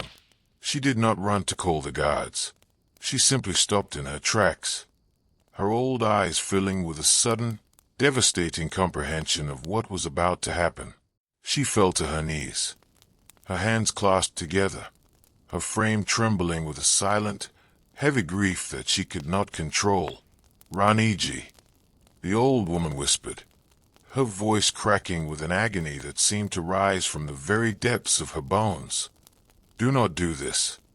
In the name of the gods, let me go out and speak to the captains. Let us send a different message. Let us tell the Rauji that you are ill. Anything. But do not leave us in this darkness." Sahal Kanwar looked at her old nurse, her expression softening for a single, brief moment into a look of profound, maternal tenderness. "Get up, Ma," she said softly, her voice steady, carrying no trace of fear, no tremor of hesitation. "There is no other message to send. If I live, he will die a coward, and our house will be disgraced forever. If I die, he will live as a hero, and the land of Mewar will remain free. You have served me since my first breath. Serve me now in my last. Take this sword. Stand behind me, and when I give the signal, do not let your hand tremble. Do it for the honor of Bundi, and for the protection of Salumbar." The old woman stood up, her movements mechanical, her face wet with tears as she took the heavy brass hilt of the sword from her mistress's hands. She stepped behind the low cot, her breath coming in short, ragged gasps as she raised the curved blade into the dim, shadow-filled air of the room. Sahal Kanwar closed her eyes, taking one final, deep breath of the room's fragrance, the scent of marigolds, rosewater, and old stone. She did not pray for her own salvation. She did not ask the gods to spare her from the pain. She simply visualized her husband, riding his gray stallion through the narrow passes of Chitta, and she whispered her final command, "Jai Klingwi." Strike. The blade descended in a single, swift arc of flashing steel. A sharp, definitive sound that cut through the silence of the chamber like a sudden clap of thunder. Outside the heavy wooden door, in the dark, cold corridor of the palace, the young messenger Mohan was standing with his back against the stone wall, his arms wrapped tightly around his chest to protect himself from the frosty draft that was blowing through the narrow arrow slits. He was exhausted, his eyelids feeling like heavy sheets of lead, his body aching from the relentless, brutal miles he had traveled through the night. He could hear the low, indistinct sound of voices coming from within the room, a soft, melodic murmuring that he assumed was the Rani preparing some sweet, sentimental letter or searching through her jewel chests for a suitable ring to send back to his master. He was waiting with a sort of dull, resigned patience, his mind already calculating the hours it would take him to ride back to the pass, hoping that the fresh stallion Devdan had prepared for him would be strong enough to handle the Rocky Mountain tracks without breaking its legs in the dark. Suddenly, the door to the inner chamber swung open, its heavy wood groaning on the iron hinges. Mohan started, stepping forward quickly, his face clearing of sleep as he prepared to receive the token from the Rani's hands. But the person who stepped out of the room was not Sahal Kanwar. It was the old maid from Bundi, her face entirely bloodless, her eyes wide and staring into the darkness with a vacant, horrifying emptiness that looked like madness. She was trembling so violently that her teeth were clicking together with a sharp, metallic sound. In her hands, she carried a large, heavy silver platter, a royal tray that was normally used to present sweets or garlands to distinguished guests during palace festivals. The platter was covered completely by a grand, crimson silk veil, the very veil that Sahal Kanwar had worn during her wedding ceremony. The silk was heavy, draped loosely over an object that sat in the very center of the tray, an object that was large, round, and remarkably heavy, causing the old woman's arms to sag under the weight as she held it out toward the young messenger. At the edges of the silver tray, from beneath the hem of the red silk, a dark, thick, viscous liquid was slowly, steadily dripping onto the stone floor of the corridor, making a soft, rhythmic pat-pat-pat sound as it struck the sandstone flags. Mohan looked down at the tray, his mind entirely failing to comprehend the visual data before him. He saw the red veil, he saw the dark liquid, he saw the old woman's white, terrified face. A sudden, cold dread took hold of his throat. A primitive, visceral instinct that told him he was standing in the presence of something that violated the normal laws of the universe. What is this?"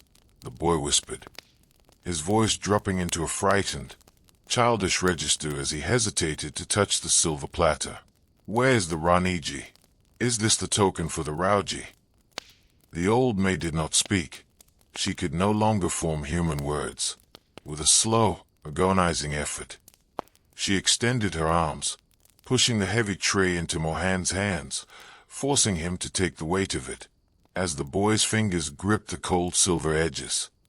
The crimson silk veil slipped slightly to one side, revealing a small portion of what lay beneath. Under the cloth, nestled in a pool of dark, cooling blood, was the face of Sahal Kanwar. Her eyes were closed, her expression entirely serene, peaceful, and remarkably beautiful, looking as if she had simply fallen into a deep, dreamless sleep after a long journey. The large red bindi was still perfectly centered on her forehead, and the line of fresh vermilion in her hair was still bright, a vivid marker of her eternal status as a wife. There was no terror on her face, no sign of agony, only an absolute, unyielding composure that seemed to radiate from the cold stone features like a silent command. The young messenger froze, his breath catching in his lungs, his eyes widening until they felt as if they would burst from his skull. The realization of what he was holding struck his mind with the force of a physical blow. A sudden, shattering illumination that made the dark corridor spin around him. He did not drop the tray, his hands locking onto the silver edges with a desperate, terrified rigidity that was born of pure shock. He understood now, in a single, horrifying second, the true nature of the token he had been sent to collect.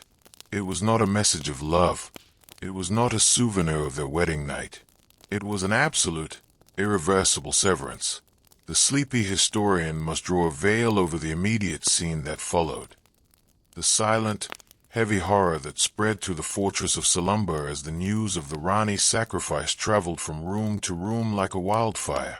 The old veteran Devdan arrived shortly after, his heavy boots echoing loudly in the corridor as he ran toward the chamber, his seasoned, scarred face turning into a mask of profound, weeping sorrow as he looked upon the silver tray. He did not offer any words of comfort. He did not order a period of mourning. He knew, with the cold, practical intelligence of a man who had lived through a dozen campaigns, that there was no time for tears. The sacrifice had been made. The price had been paid in full, and the token had to be delivered to the man who had demanded it before the morning sun could reach its zenith. Devdan looked down at the trembling messenger boy, his hand coming down onto Mohan's shoulder with a grip that was heavy and absolute. "Wrap the veil securely, boy," the old warrior said, his voice dropping into a low, gravelly whisper that carried the full weight of the Chundawat lineage. "Do not let a single drop of her blood be lost to the road." Wipe your face. Mount the stallion I have prepared for you, and ride back to the pass. Do not stop for water. Do not stop for breath.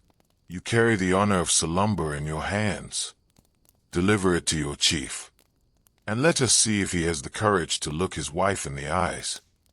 Mohan nodded mechanically, his face a pale, tear-streaked mask of absolute determination as he pulled the crimson silk veil back over the serene face of his mistress. Tying the corners of the cloth tightly beneath the base of the silver tray to form a secure, protected bundle, he turned away from the chamber, stepping out into the dark courtyard where the fresh stallion was waiting, an animal that pawed the ground with an impatient, aggressive energy. Unaware of the terrifying burden it was about to carry into the night, the boy mounted the horse, holding the wrapped silver bundle tightly against his chest with his left arm, his right hand gripping the reins as he dug his heels into the animal's flanks. The great gates of Salumbar opened one final time, and the riders shot out into the dark, starlit valley like an arrow released from a longbow, the sound of the hooves echoing through the hills as he began his desperate, frantic return journey toward the rocky pass of Chitta, carrying a token that would change the course of history forever. The dawn in the Aravalli Hills does not arrive with a sudden, golden explosion of light. It creeps across the jagged horizon like a slow, hesitant breath, a gradual transition from the deep, suffocating charcoal of night to the pale, dusty violet of early morning. It is a time when the world feels suspended between two states of being, when the shadows of the previous day have yet to fully retreat and the harsh, unforgiving realities of the sun have not yet laid claim to the earth. For the men of the Salumbar vanguard, who had spent the night huddled in the narrow, rocky defiles of the pass, this was the hour of the wolf. That cold, biting period just before sunrise when the body's internal fire is at its lowest ebb and the mind is most susceptible to the creeping, gnawing cold of doubt. They were already awake, their movements stiff and lethargic as they broke their fast with cold water and dry flatbread, their eyes constantly scanning the northern approaches where the enemy was expected to materialize at any moment. The air was still, heavy with the scent of damp stone and the faint, lingering odor of the previous night's small cooking fires. It was a silence that felt artificial, like the stillness of a held breath, waiting for the inevitable, thunderous sound of the imperial drums to shatter the peace. Ratan Singh Chundawat stood at the very edge of the pass, his feet planted firmly upon a shelf of uneven volcanic rock. He had not slept. He had spent the entire night pacing the small area around his tent, his mind in chaotic, churning sea of anxiety that refused to be calmed by either the duty of his position or the cold, logical arguments of his veteran officers. He had sent the boy Mohan back to the palace with a request that felt, in the harsh, clarifying light of the morning, like the most profound embarrassment of his life. How could a man who had been entrusted with the security of the kingdom, a man whose family name was synonymous with the vanguard of Mewar, justify such a breach of protocol? He kept asking himself this, over and over, his hands gripping the hilt of his tulwar until the knuckles stood out like white stones beneath his skin. He felt a deep, corrosive sense of shame, a realization that he had allowed his personal hungers to supersede the ancient, sacred code that had defined his ancestors for centuries. But even as the shame burned within him, he found himself unable to suppress the agonizing, desperate need for the token. He was a man drowning in a private sea, and he clung to the idea of her presence as if it were the only piece of driftwood that could keep his soul from slipping beneath the waves. The sleepy historian must pause here, to consider the terrible, crushing weight of leadership in such an age. We often imagine that to be a king or a commander is to possess a kind of absolute, godlike clarity, that the decisions they make are always backed by a steel-clad certainty. But Ratan Singh was a young man, barely out of his youth, thrust into a position of immense, life-altering responsibility at a moment when the world was fracturing along lines of power, religion, and ancestral pride. He was a human being, with a human heart that beat with the same rhythms of fear, desire, and uncertainty as the humblest soldier in his ranks. The war that was coming was not of his making, yet he was the one who had to stand in its path, to be the first to taste the iron, to be the first to suffer the loss. As the sky began to turn a sickly, bruised orange to the east, he felt an almost physical pull toward the horizon, a desperate, irrational hope that he might see the messenger returning before the sun fully broke over the peaks. And then, as if the universe had been listening to the frantic, unspoken pleading of his heart, he saw it, far down the lower valley, where the road wound through the dry, thorn-choked scrubland. A small, dark speck moved against the pale, dusty earth. It was a rider, moving at a pace that was less of a gallop and more of a desperate, dying scramble. The rider was slumped over the neck of a stallion that was clearly exhausted, the animal's gait uneven, its head swaying from side to side with the labored, heavy breath of an animal pushed well beyond its natural limits. Ratan Singh's heart hammered against his ribs like a trapped bird. He did not call out. He did not signal his officers. He simply moved forward, clambering down the jagged rocks of the pass with an agility born of pure, distilled adrenaline. His eyes locked onto the approaching rider. He knew, with a sudden, crystalline certainty, that this was Mohan, and he knew, with a tremor of dread that he could not name, that the boy had returned. The camp had noticed the rider now. The murmurs of the men rose like the sound of rustling dry leaves in a winter wind. The officers, thinking it was a scout bringing intelligence of the Mughal advance, moved quickly to intercept, but Ratan Singh brushed past them, his face a mask of intense, focused anticipation. As the stallion drew closer, Ratan Singh saw the state of the horse, frothing, shaking, its coat slick with sweat that had turned to dainty, white lava. And he saw the boy. Mohan looked as if he had aged 10 years in a single night. His face was a grayish, sickly pale, his eyes wide and hollow, staring forward with a gaze that seemed to see nothing of the world around him. He didn't ride into the camp with the proud, alert bearing of a messenger returning with victory. He collapsed into the camp, the horse finally skidding to a halt in the center of the clearing, where it stood shivering, its legs trembling as if it might give way at any moment.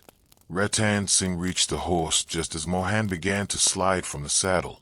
He caught the boy by the arms, his touch firm, his voice a low, urgent command. "Mohan, you have returned. Speak. Did you reach the fortress? Did you reach the Rani?" The boy didn't look at him. He couldn't. He seemed locked in a trance, his fingers still clutching the crimson bundle against his chest with a rigidity that defied the exhaustion of his body. He stared past the RAO, his eyes fixated on the jagged, uncaring silhouette of the Aravalli peaks. It was only when Ratan Singh shook him, not with violence, but with a firm, desperate insistence, that the boy finally turned his gaze toward his master. The look in Mohan's eyes was not one of triumph, or even of recognition. It was a look of profound, chilling, and absolute devastation. "The token, Rauji," the boy whispered, his voice sounding like the dry scraping of dead leaves. "The token you asked for. The token that would ensure you never forget your duty. The token that would remove your distraction once and for all." With hands that were trembling so violently they seemed barely under his control, Mohan began to unwrap the bundle. The crimson silk veil, stained here and there with dark, dried patches of blood that had soaked through from the silver tray, fell away in layers, revealing the contents with a slow, deliberate cruelty. The camp had gone completely silent now. The soldiers, the officers, the veterans, they all stood motionless, their breath held, their eyes fixed on the unfolding drama with a mixture of confusion and growing, visceral horror. Ratan Singh stared at the tray, his mind refusing to process what his eyes were seeing. The internal image he had built, a scarf, a ring, a flower, shattering into 1,000 pieces under the weight of the reality that was now being presented to him.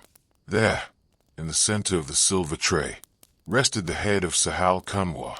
It was as if she was sleeping, the expression on her face one of such utter, serene stillness that it seemed to mop the chaos and violence of the camp. The vermilion line in her hair was a brilliant, defiant red. The bindi on her forehead was a perfect, unwavering circle.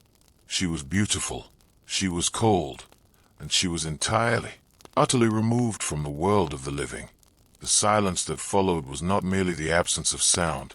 It was a physical weight, a suffocating, dense wall that fell upon the entire pass, pressing the air out of the lungs of every man who stood there.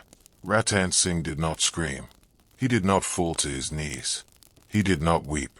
He simply stood there, his hand still resting on the arm of the messenger, his eyes locked onto the face of his wife. For a long, agonizing moment, he remained paralyzed, his consciousness caught in the gap between the world he had known and the world he had been thrust into. He saw the sacrifice for what it was, not an act of madness, not a gesture of spite, but the only possible response to the weakness he had shown. She had loved him, she had respected him, and she had understood, with a terrifying, intuitive wisdom, that the only way to save him from the infamy of a distracted heart was to remove the distraction entirely. She had given him the ultimate, final token, an ironclad mandate to die, or to fight with a ferocity that would carve his name into the very rock of history. As the realization settled into his bones, the Ratan Singh who had spent the night pacing and worrying, the lovesick boy who had begged for a sign of affection, began to dissolve. The transformation was not loud. It was quiet, internal, and absolute. The hesitation, the doubt, the corrosive, knowing shame. It was all being stripped away, cauterized by the sight of the blood on the silk. He looked down at his own hands, the hands that had touched his just days before, and then he looked at the cold, serene face on the tray. He felt a sudden, sharp clarity, a coldness of spirit that felt like the winter air of the high mountains. He was no longer a man who had left a home. He was a man who had been liberated from the very concept of a home. He reached out, his movements now slow, precise, and completely devoid of tremors, and he touched the cheek of his wife one last time. The skin was cool, firm, and indifferent to his presence. He drew his hand back, and when he stood up, the men around him noticed something that made them draw a sharp, collective breath. The man who had been pacing, the man whose eyes had been filled with a restless, agonizing uncertainty, was gone. Standing in his place was a creature of ice and steel, a Chundawat commander whose eyes were as dark and empty as the night sky over the pass.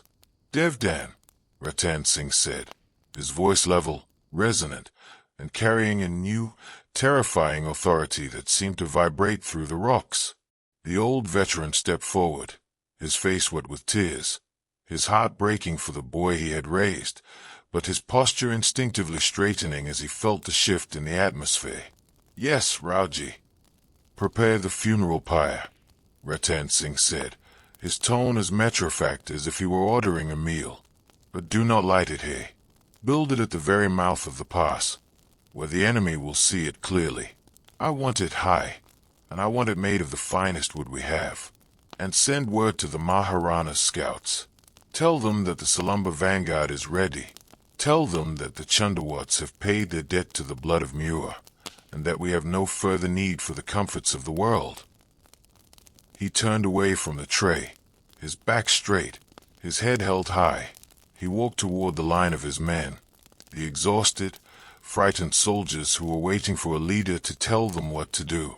He stopped in the center of the line, his gaze sweeping over them, his presence commanding, terrifying, and strangely, beautifully calm.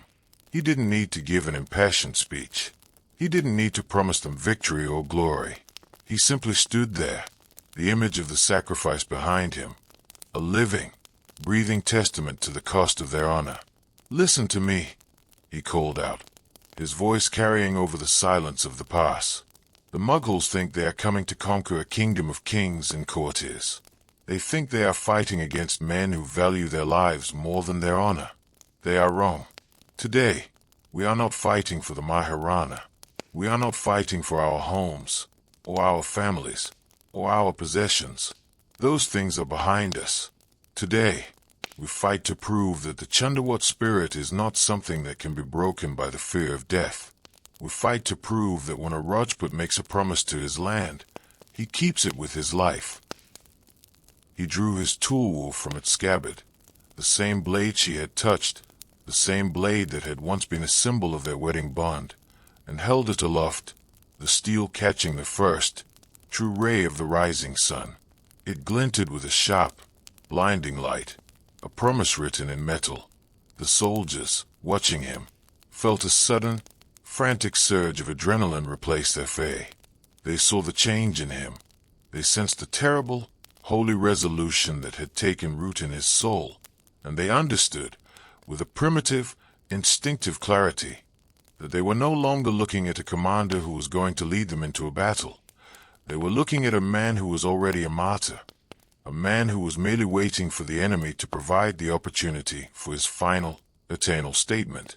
The sleepy historian must record here that the air in the past began to vibrate.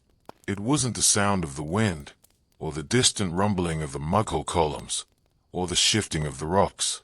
It was the collective shift in the spirit of the man. The fear of death, which had been a heavy, suffocating blanket over the camp, suddenly vanished, replaced by an ecstatic, terrifying sense of purpose. They were going to die. They knew this. They felt it in their bones, but they were going to die with such a display of ferocity that the memory of it would burn in the consciousness of their enemies for 1,000 years. Ratan Singh walked back to the mouth of the pass, where the pyre was being constructed. He watched as the men laid the logs, their movements quick, reverent, and purposeful. He watched as they placed a silver tray at the center, the crimson veil being carefully folded back to reveal her face to the sky one last time. He did not look away. He stood there as the morning sun climbed higher, watching the play of light over the Aravalli peaks, seeing the world in a way he had never seen it before. It was all so simple now. The politics, the treaties, the tax collections, the threats of the emperor. It was all just noise, a distraction from the fundamental, brutal reality of the sacrifice. He had asked for a token. He had received a destiny. And as he stood at the edge of the fire, the heat beginning to rise against his skin, he felt a strange, profound sense of gratitude. She had saved him. She had saved him from the slow, agonizing death of a man who lives a long life but loses his soul along the way. She had given him the gift of a clean, decisive exit, a moment of such clarity and honor that it would forever define the essence of his existence. He was, for the first time in his life, entirely, perfectly free.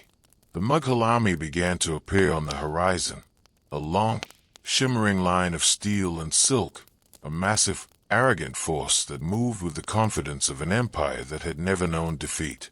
They were coming, their drums beating a slow, steady, triumphant rhythm that echoed through the valley, the artillery carts rolling forward with the heavy, grinding sound of inevitable conquest. They did not know what was waiting for them in the pass.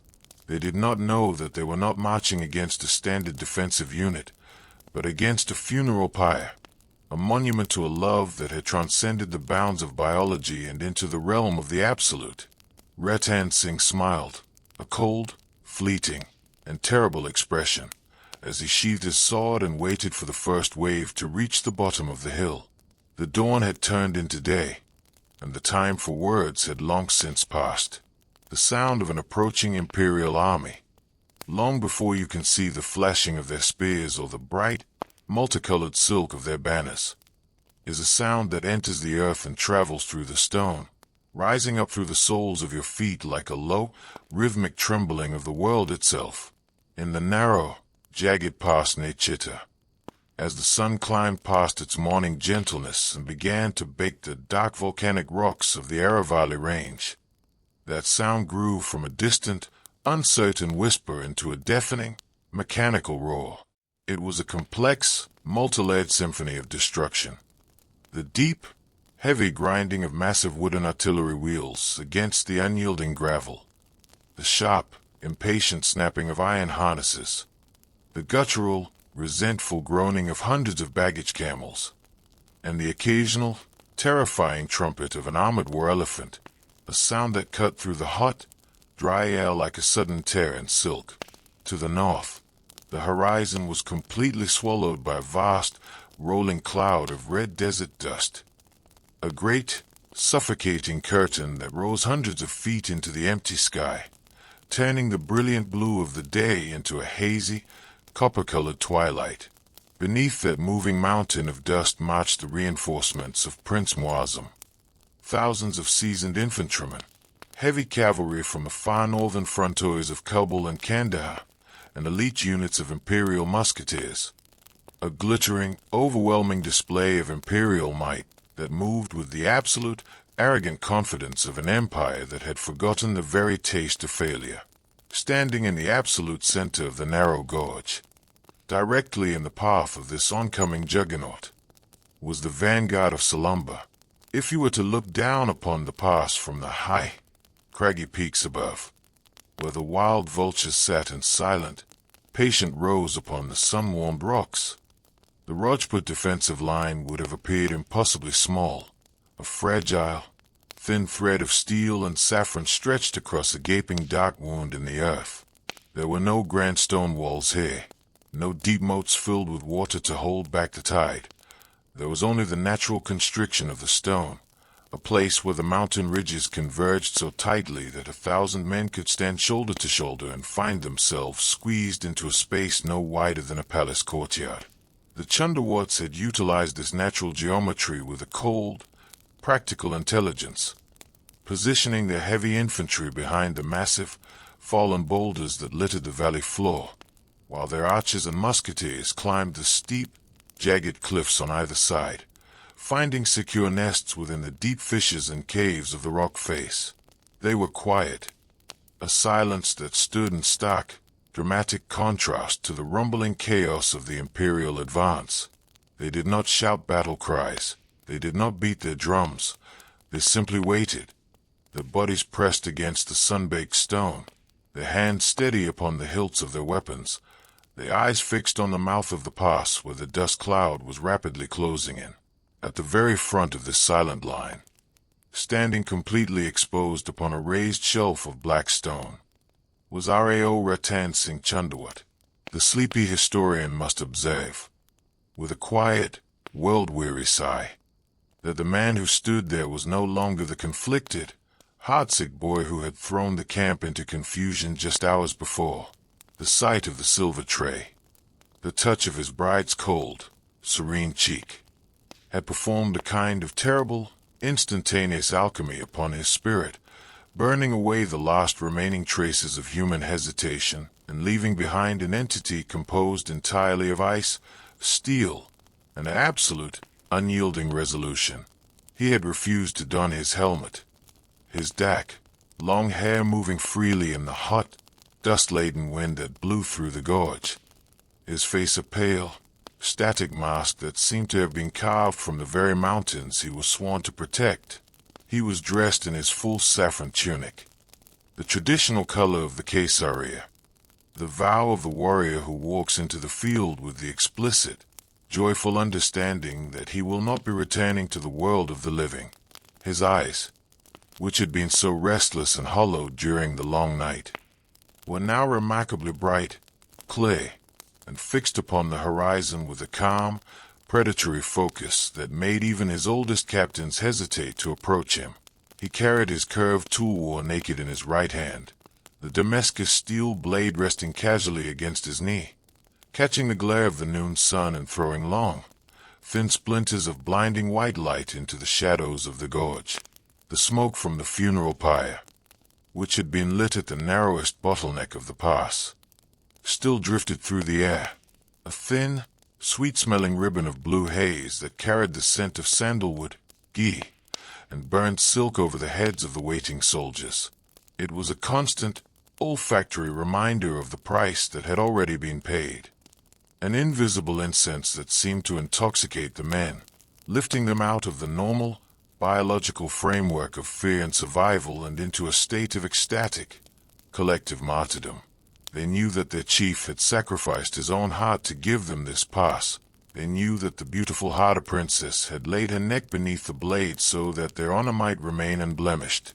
In the logic of the Rajput code, you see, such an act was not a tragedy to be mourned with tears.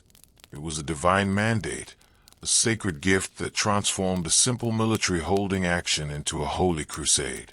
The old veteran Devdan moved along the rear of the line, his fingers lightly touching the shoulders of the young infantryman, his voice a low, gravelly murmur that carried no excitement, only an absolute certainty. "Look at the smoke, boys," he whispered, his eyes scanning the cliffs. "She is watching the gates. Do not let the Emperor's men step upon the ash." The first wave of the Imperial army hit the mouth of the pass, just as the sun reached its absolute zenith. It was a column of light cavalry. Fast, nimble riders from the northern plains, dressed in quilted green jackets and mounted on magnificent, hot-blooded horses that charged into the gorge with a loud, thunderous clatter of hooves. They expected to find a panicked, retreating enemy, a disorganized rabble that could be easily ridden down and scattered by a single, aggressive charge. But as they rounded the first sharp bend of the stone wall, they were met by nothing but the absolute silence of the black rock and the thin, sweet smell of the sandalwood smoke. For a fraction of a second, the lead riders hesitated, their horses rearing back against the reins as they sensed the strange, unnatural stillness of the place. And then, the silence of the pass was violently, completely shattered. From the high cliffs on either side, from every hidden crevice, ledge, and cave, came a sudden, devastating storm of iron and wood. The Chundawat archers, utilizing the massive mechanical bows of the Aravalli hills, released their shafts in a single, coordinated volley, the sound of the bowstrings releasing like the sudden, collective snapping of large tree branches in a gale. The arrows, heavy, steel-tipped missiles designed to pierce chainmail, rained down upon the crowded cavalry from above with a relentless, mechanical precision. At the same moment, the Rajput musketeers, firing their heavy matchlocks from behind stone breastworks, unleashed a roaring volley of lead that filled the narrow gorge with a thick, sulphurous white smoke, a smoke that trapped the sound of the explosions and magnified it until the mountains themselves seemed to be screaming. The effect on the Imperial cavalry was catastrophic. In the confined space of the pass, where there was no room to deploy, no room to turn, and no possibility of a retreat, the riders were systematically, brutally slaughtered. Horses screamed as the iron arrows tore through their flanks, collapsing into the mud and throwing their riders into the path of the oncoming ranks.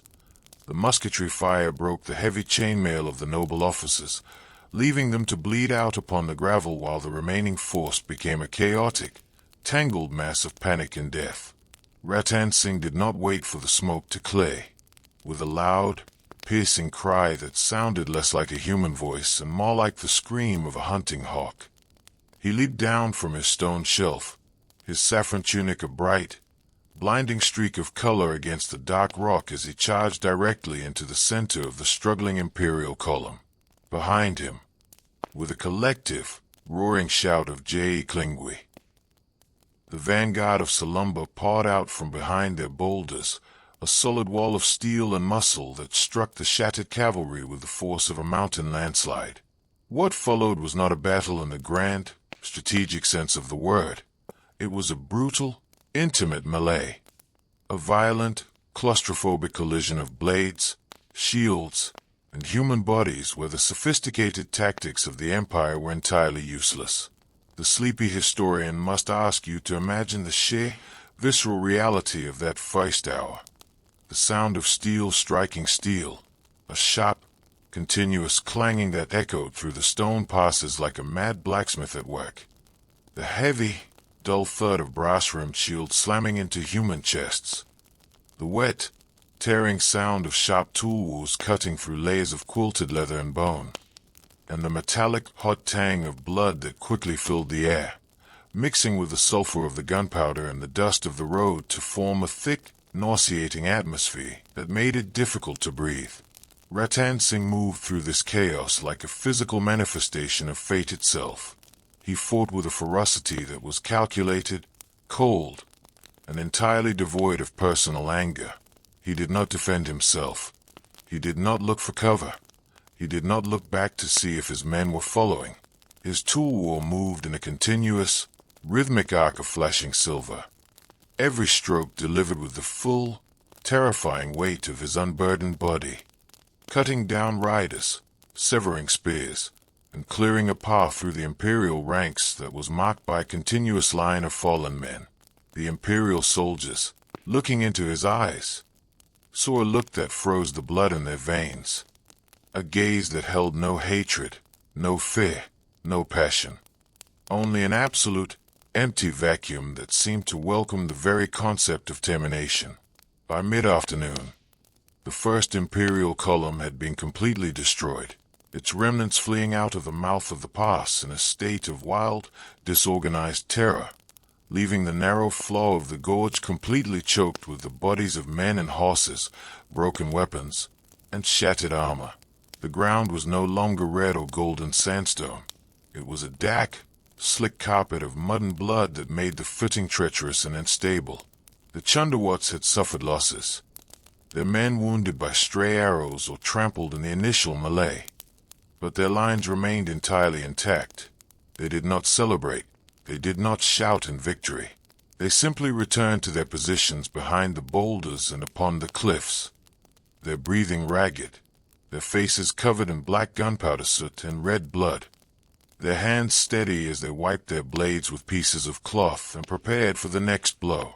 Prince Muazzam, watching the disaster from his command post on the lower plains, realized that he was not facing a standard defensive unit or a small garrison that could be easily brushed aside by light troops. He understood that the pass was being held by men who had discarded their lives, an enemy that had built a wall of their own bodies across the trade route. The administrative logic of the empire demanded that the pass be cleared immediately, regardless of the cost. Before Maharana Raj Singh could complete his grand mobilization in the mountains behind, the prince turned to his heavy commanders, ordering the deployment of his elite units, the heavy armored infantry of the Imperial Guard and the great war elephants of the state lines. The second assault began with the sound of the imperial kettle drums, the nakaras, massive copper drums mounted on the backs of camels that beat out a slow, terrifying cadence that sounded like the steady, heavy footsteps of a giant approaching through the dust. Behind the drums came the elephants, 10 massive beasts of war, their heads protected by heavy plates of hammered iron, their tusks tipped with long, curved steel blades that had been designed to slice through human flesh like grass. Atop each elephant sat a heavy wooden tower, a howdah, filled with elite archers and musketeers who could fire down upon the defenders with an absolute advantage. Between the elephants marched the heavy infantry, men clad in full suits of chainmail and plates, carrying long pikes and heavy maces. A solid, slow-moving wall of iron that entered the mouth of the pass with the deliberate, crushing momentum of a glacier. As the great beasts entered the gorge, the narrowness of the stone walls worked against them once more, forcing the line to compress until the elephants were moving in a tight, single-file line, their massive bodies almost touching the rock faces on either side. The Chundawat archers and musketeers on the cliffs immediately opened fire, their arrows and lead balls raining down upon the wooden towers and the exposed skin of the mahouts who guided the beasts. The elephants roared in agony as the missiles found their marks, their trunks thrashing wildly against the stone walls, their massive feet stamping the ground with a force that shook the cliffs. One of the lead elephants, blinded by an arrow that had struck it directly in the eye, turned in a frenzy of pain and panic, its massive body slamming into the stone wall before it turned back upon its own infantry, trampling dozens of the Imperial Guardsmen beneath its weight before it collapsed into the narrow track, its body forming a massive, smoking barricade that completely blocked the path of the subsequent units. Ratan Singh saw the opportunity. Standing amidst the smoke and the blood, his saffron tunic now dark and wet with the fluid of his enemies. He raised his sword and led his remaining men in a desperate, furious countercharge against the tangled mass of the imperial infantry. They climbed over the body of the fallen elephant, their boots slipping on the bloody leather, dropping down onto the pikes of the imperial guard with an absolute disregard for their own safety. The melee that followed was the most brutal of the day. A crowded, suffocating struggle where men were so close they could feel the heat of each other's breath, using their daggers, their shields, and their bare hands to tear at each other's throats. The old veteran Devdan fell during this second hour, his chest pierced by an imperial pike as he defended the path to the funeral pyre. He did not cry out. He simply gripped the wooden shaft of the weapon with both hands, pulling it deeper into his own body so that the imperial soldier who held it could not draw it back, leaving the man completely exposed to the curved blade of a nearby Chundawat youth who severed his neck with a single, sweeping stroke. The old man died with his face turned toward the sky, his eyes catching the thin, blue ribbon of sandalwood smoke that was still rising from the center of the pass. A final, silent look of satisfaction before his spirit departed the field. Ratan Singh seemed to be everywhere at once, a phantom of saffron and steel that defied the very laws of probability. He was wounded in a dozen places, his arm cut by a saber, his thigh pierced by an arrow that he had simply snapped off with his bare hand to allow himself to keep moving, his blood mixing with the blood of his enemies to stain his clothes in a uniform, dark crimson. He did not feel the pain. His nervous system had been completely overridden by the singular, obsessive purpose that had possessed him since the dawn.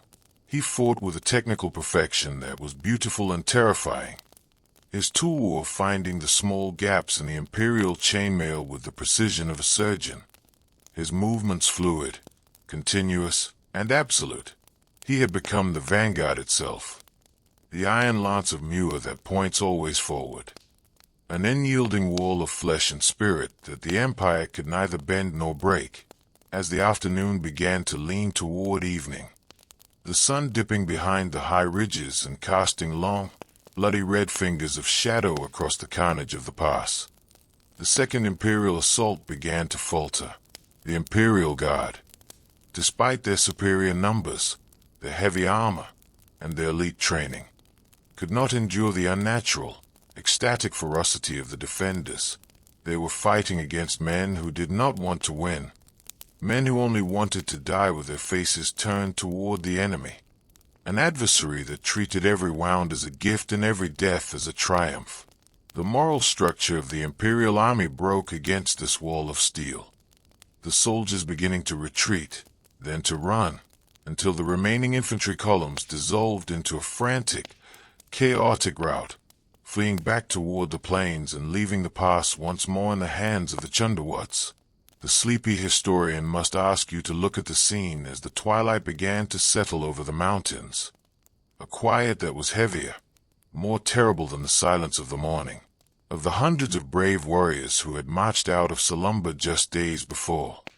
Only a handful remained standing. They were leaning against the blood-slick rocks, their bodies broken, their breath coming in long, whistling gasps. Surrounded by thousands of dead enemies, the pass was a vast, open-air charnel house, a valley of shadow and stone where the earth had drunk so much blood that the air carried a thick, sweet, and suffocating mist. But the gate remained closed. The imperial army had been held back for an entire day. The time required for the Maharana's strategy had been bought, and the honor of the Chundawat name had been preserved in characters of gold and blood that the passage of centuries would never wash away. Ratan Singh stood alone at the absolute front of the line, his sword dripping onto the dark earth, his eyes looking out into the gathering darkness of the lower plains, waiting for the final wave that he knew would come with the morning. When the darkness finally reclaimed the narrow pass of Chitta after that feist, cataclysmic day of slaughter, it did not bring the cool, restorative comfort of a normal desert night. It brought a heavy, suffocating stillness that seemed to press down upon the few surviving warriors like a shroud woven from smoke and iron. If you were to sit among those jagged volcanic rocks in the deep midnight, away from the low, flickering watchfires of the remaining centuries, the world would present itself to you as a vast, open-air sepulchre, a terrain where the living and the dead were so thoroughly intermingled that it was difficult to tell where the gravel ended and the broken armor began. The air had cooled with that rapid, bone-chilling suddenness peculiar to the high desert, but it remained thick, greasy, and sweet with the lingering aroma of the sandalwood funeral pyre, a scent that had now permanently bonded with the sharp, metallic tang of spilled blood and the bitter, cold residue of black gunpowder. The vultures that had circled the sky during the afternoon had settled onto the high crags above, their dark, hunched forms silhouetted against the brilliant, indifferent field of stars like ancient stone idols waiting for the morning to bring them their next feast. In the center of this grim landscape, sitting on a flat stone near the cooling, gray ash of the pyre, was Rao Ratan Singh Chundawat. He had refused to allow his men to tend to his wounds. Though an imperial arrow had torn through the flesh of his shoulder and a deep saber cut had split the leather of his greave, leaving a dark, crusted track of blood down his leg, he felt none of it, the physical body having become to him a distant, mechanical instrument that he inhabited only out of political necessity, its pains and fatigues entirely erased by the absolute, glacial stillness that had taken possession of his mind. Beside him, resting upon a velvet cloth laid over a low rock, was the silver platter. The crimson silk veil now stiff and dark where her lifeblood had soaked into the threads, concealing the serene, silent features of Sahal Kanwar from the cold starlight. He sat with his hands loosely clasped between his knees, his eyes fixed not upon the distant plain where the campfires of Prince Muazzam's massive army burned like 1,000 fallen stars, but upon the small, pale mound of ash before him, seeing in those gray remnants the absolute destruction of his youth, his desires, and his future.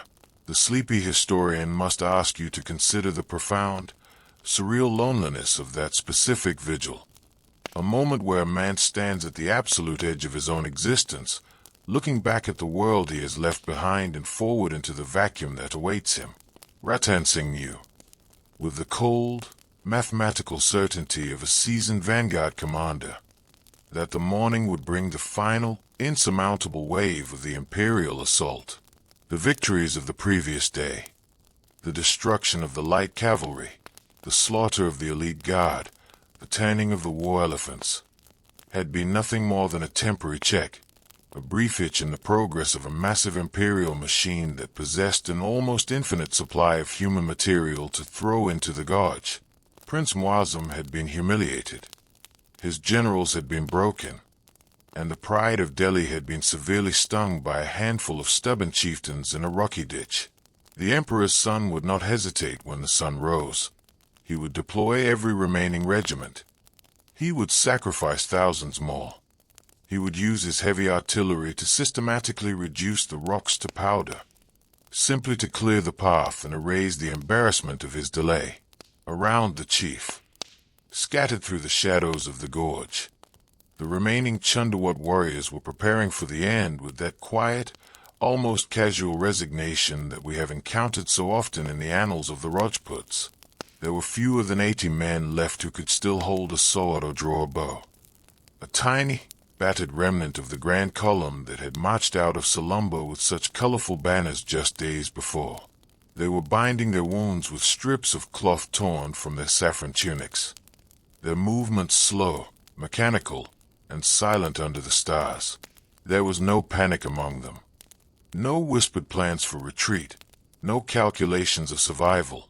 The sacrifice of the Hadi Rani had set a standard of honor so high, so absolute, that the very concept of life without its preservation had become entirely meaningless to them. They had lived to see the gate held for an entire day. They had bought the precious hours that Maharana Raj Singh needed to evacuate Udaipa and secure the mountain fortresses. Their duty to the state had been fulfilled in blood. What remained now was simply the final ceremony. the closing movement of a dance that had begun generations ago when Crown Prince Chunda had surrendered his birthright for the sake of his father's house. The humor among these remaining few, you see, had turned into something entirely transparent, a brief, dry wit that looked directly into the face of death and found it slightly absurd.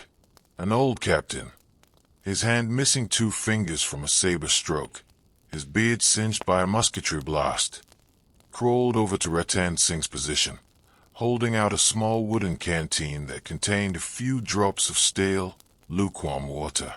"Drink, Rauji," the old warrior murmured, his voice a low, gravelly rasp that sounded like stone being dragged over sand. The imperial treasury in Delhi is said to possess vessels of solid gold and wine cooled with ice from the northern mountains. But I suspect the hospitality we shall receive from them in the morning will be far more direct. It would be a pity to face their iron with a dry throat. Ratan Singh raised his eyes, the dark pupils catching the faint reflection of the starlight, looking through the old captain as if he were made of smoke. He took the canteen, swallowing the remaining water in a single, indifferent gulp before handing it back with a small, fleeting nod that carried no emotion. "Let them bring their gold, Kedar," the chief replied softly, his voice remarkably calm, steady, and devoid of the gravelly fatigue that mocked his men. "And let them bring their steel. They have spent the entire day trying to learn the name of this pass. Let us ensure that by the time the sun sets tomorrow, the emperor himself will be unable to forget it. See to it that the men have fresh flints for their matchlocks, and let the archers gather any imperial arrows that remain unbroken upon the gravel. We shall return their missiles to them with our own compliments when the light returns." The captain bowed his head, a ghost of a smile passing through his weathered, scarred features before he slipped back into the shadows of the rocks, leaving Ratan Singh alone once more with his silent bride and his cooling fire. The hours of the night moved with slow, agonizing majesty, the stars shifting across the black vault of the sky like the numbers on a grand, cosmic clock that was counting down the remaining breaths of the vanguard. Ratan Singh did not close his eyes. He did not sleep. He spent the remaining hours of darkness in a state of intense, meditative focus, his mind traversing the corridors of Salumbar, the blue-washed walls of Bundi, and the quiet, water-blessed courtyards where he had first looked upon the face of Sahal Kanwar. He did not regret the message he had sent. He did not curse the fate that had brought him to this pass. He understood now, with a clarity that was both beautiful and terrifying, that their love had been too intense, too volatile for the slow, domestic compromises of a long life. It had required a grand, historical stage to find its true expression, a monument of sacrifice and steel that would remain standing long after their bodies had returned to the dust from which they were formed. The first hint of the final dawn arrived around 5 o'clock, a pale, sickly gray line that appeared along the eastern ridges, slowly bleaching the stars out of the sky and revealing the full, devastating reality of the pass.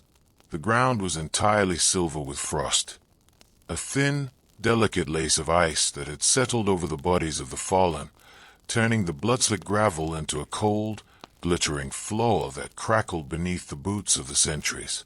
To the north, the imperial camp was already awake, its movements marked by the sudden, massive illumination of thousands of torches and the deep, terrifying roar of the Nakaras.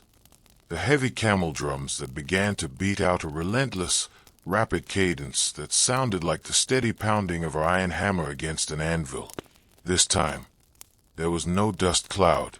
The air was too cold, too damp with the morning mist, allowing the Rajput defenders to see the full, overwhelming majesty of the force that was being brought against them. Prince Muazzam had deployed his final reserve, a column of 6,000 elite infantrymen from the imperial center, men clad in polished steel breastplates and high iron helmets that glinted coldly in the gray light of the morning. They marched in absolute, mechanical formation, their long pikes held straight, The heavy shields locked together to form a solid, moving wall of metal that filled the lower valley from side to side. Behind them came the artillery. 4 grand bronze cannons. Their massive carriages pulled by teams of 20 oxen each, lumbering into position on the low hills that commanded the entrance to the pass. The Emperor's son was taking no chances.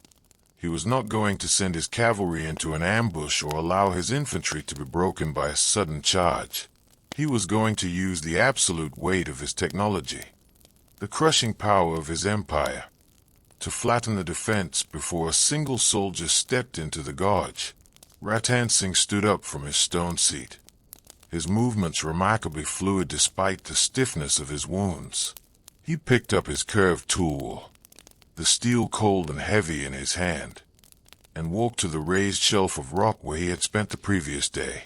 He looked down at the handful of his men who were standing in the shadows below, their faces pale, their clothes dark with blood, their eyes fixed upon him with an absolute, uncritical devotion that was almost religious in its intensity. They did not need him to give an impassioned speech. They did not need him to promise them a paradise of heroes or a place in the songs of the bards. They knew exactly what they were there to do. They were the vanguard, the spear-tip of Mewar, and they were about to be broken against the shield of the empire. "Tie the Keshriya knots, boys," Ratan Singh said, his voice level, clear, and carrying across the frosty quiet of the pass like the chime of a temple bell. "The sun is rising, and our guests have arrived. Let us show them how a Chundawat welcomes an emperor's son to his home." The men did not shout, they did not cheer. With a slow, collective movement, they reached into their tunics, pulling out the small, saffron-colored silk ribbons that they had prepared during the night, tying them tightly around their wrists and the hilts of their swords, binding themselves to their weapons and their vase in a final, permanent knot. The archers climbed back into their stone nests.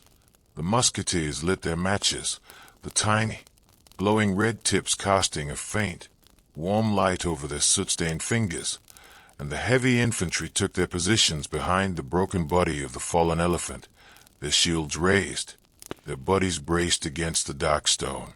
The battle began with the roar of the imperial bronze cannons. The explosions shattered the morning quiet with a force that seemed to tear the very sky open, the sound bouncing off the high cliffs of the pass and multiplying until the world was nothing but a continuous, deafening vibration. The heavy iron cannonballs, missiles the size of a man's head, struck the rock faces with a terrifying impact, spraying the gorge with thousands of sharp, jagged splinters of volcanic stone that cut through the Rajput defenders like knives.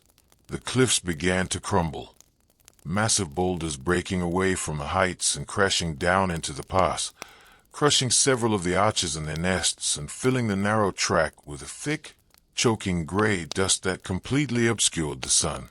Through this rain of stone and iron, the imperial infantry moved forward, the locked shields absorbing the few arrows and musketry fire that the battered Rajputs could still manage to deliver. They reached the mouth of the pass, their pikes extending forward like a forest of iron needles, striking the Rajput line with a slow, crushing momentum that began to systematically push the defenders back into the narrower depths of the gorge. The melee that followed was the most desperate, the most claustrophobic of the entire campaign.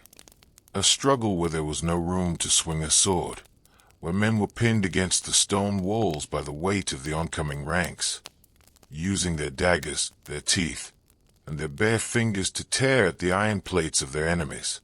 Ratan Singh was at the absolute center of this vortex, a figure of pure, distilled destruction that seemed to move entirely outside the normal limitations of human tissue. His saffron tunic was now completely shredded, his chest covered in dozens of shallow cuts and arrow wounds, his blood flowing freely to stain the silver frost of the floor.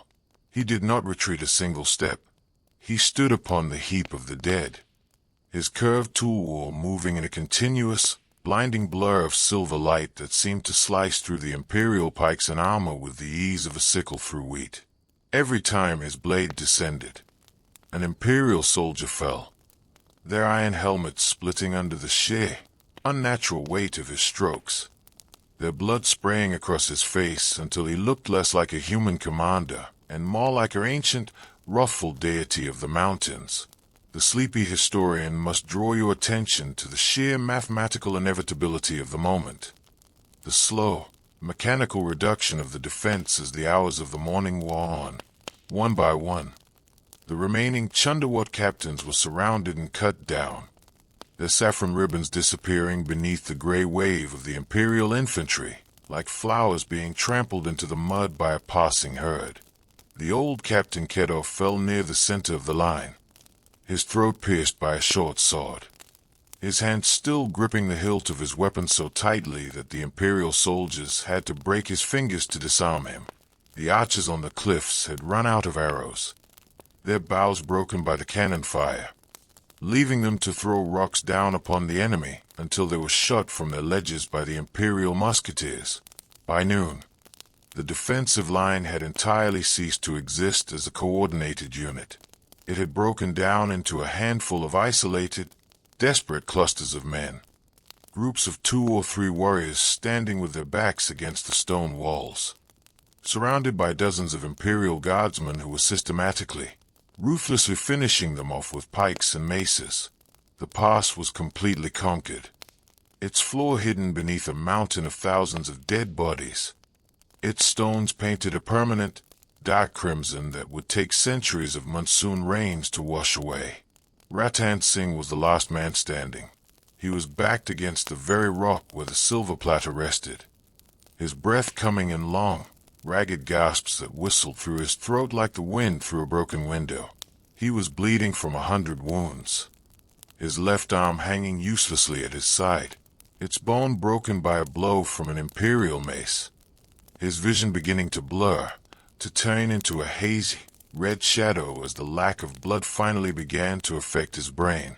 Yet, as the imperial infantry formed a wide, cautious circle around him, their pikes extended, their faces filled with a profound, terrified reverence for the creature they had cornered, he did not drop his sword. He stood straight, his right hand still locking the brass hilt of his tulwar to his palm, his head held high as he looked at the ring of his enemies with an expression of calm, mocking amusement. Prince Muazzam himself entered the pass at that moment, riding a magnificent black stallion, surrounded by his high generals and personal bodyguards. He looked at the carnage of the pass. He saw the thousands of his finest soldiers who lay dead upon the gravel. And then he looked at the single, shattered warrior who had held his empire at bay for 2 full days. The prince's face was a mixture of intense anger and deep, professional admiration. He raised his hand, signaling his infantry to hold their pikes, stepping his horse forward until he was only a few yards away from the Rajput chief. "You have held the pass, Chundawat," the prince said, his voice echoing loudly in the quiet gorge. "Your men are dead, your fortress is empty, your cause is lost. Surrender your sword. Swear fealty to the Peacock Throne, and I swear by the name of the Emperor that your titles will be restored, your lands will be protected, and you shall sit among the highest nobles in Delhi. There is no honor in dying in a ditch for a king who is not here to see it." Ratan Singh looked up at the Emperor's son, a dark, bloody smile spreading across his pale features, his teeth white and bright against the soot on his skin. He did not look at the prince's face. His eyes shifted slightly to the side, settling upon the crimson silk veil that covered the silver platter. He could see her face through the cloth. He could hear her voice in the wind, reminding him of who he was, reminding him of the vow that had been written in her blood. "The Maharana is where he needs to be, Prince," Ratan Singh whispered, his voice weak, hoarse, but carrying a cold, final certainty that made the horsemen instinctively tighten their reins. "And I am where I belong. A Chundawat does not surrender his sword to an empire that buys its victories with the lives of its children. My wife has already prepared my place at the feast, and I have kept her waiting for far too long." With a final, frantic surge of distilled adrenaline, Ratan Singh lunged forward, his right arm raising the curved tulwar into the hot afternoon air, his body leaping directly onto the pikes of the Imperial Guard. A dozen iron points pierced his chest at once, the steel passing through his breastplate and out through his back with a sharp, definitive sound. He did not scream. He did not flinch. He used his remaining strength to drive his sword down one final time, the blade cutting through the shoulder of the lead Imperial officer before his fingers finally loosened their grip, the tulwar clattering onto the blood-slick stone of the pass. He fell forward, his body collapsing at the very base of the rock where the silver platter rested, his face turning toward the crimson silk veil as his eyes finally closed, his breath escaping his lungs in a long, soft sigh that was lost in the sudden, sharp gust of wind that blew through the valley. The vanguard of Salumbar had fallen. The gate had been breached. But as Prince Muazzam looked at the body of the chief and the silent, veiled token beside him, he knew, with a sudden, sinking feeling in his chest, that the Empire had not won a victory here. It had merely been permitted to pass through a cemetery that would forever haunt its tracks, when the final echo of the Imperial musketry had dissolved into the deep, ancient fissures of the Chitta Pass, and the dust of Prince Muazzam's lumbering baggage trains had finally settled back onto the blood-soaked gravel. A silence returned to the gorge that was entirely different from any quiet that had preceded it. It was a dense, heavy silence that carried the physical weight of thousands of departed breaths. A stillness so absolute that the rustle of a vulture's wing against the high volcanic crags sounded like the tearing of old canvas, and the occasional, dry scraping of a loose stone sliding down the cliff face felt like a sharp accusation against the living. The Imperial army had passed through. They had marched over the shattered bodies of the Salumbar vanguard. They had forced their way through the narrow gate that had been held against them with such unnatural, terrifying ferocity. But as they emerged onto the wider plains beyond, they did not look like a victorious host. They moved with a slow, hesitant caution, their officers constantly looking back over their shoulders at the dark, jagged teeth of the Aravalli Hills, their soldiers marching in a sullen, tense compliance, as if they felt that the ground they had just conquered was merely waiting for the night to close its jaws upon them once more. History, in its cold, administrative manner of counting the numbers of the dead and measuring the borders of empires, might record that the pass had fallen, that the strategic barrier had been breached, and that the Imperial columns had succeeded in linking up with the main body of the Mughal forces. But the cold language of the ledger, you see, entirely fails to understand the psychological currency of the desert. The 2 days that Ratan Singh and his 80 men had bought with their flesh had altered the internal mathematics of the entire campaign. The delay had been small when measured against the grand duration of a war, a mere handful of sunrises and sunsets. But in the fluid, precarious landscape of asymmetrical warfare, those few hours had been an eternity. By the time Prince Muazzam's columns finally reached the lower valleys of Mewar, the reality they had been sent to prevent had already been accomplished with a quiet, systematic perfection.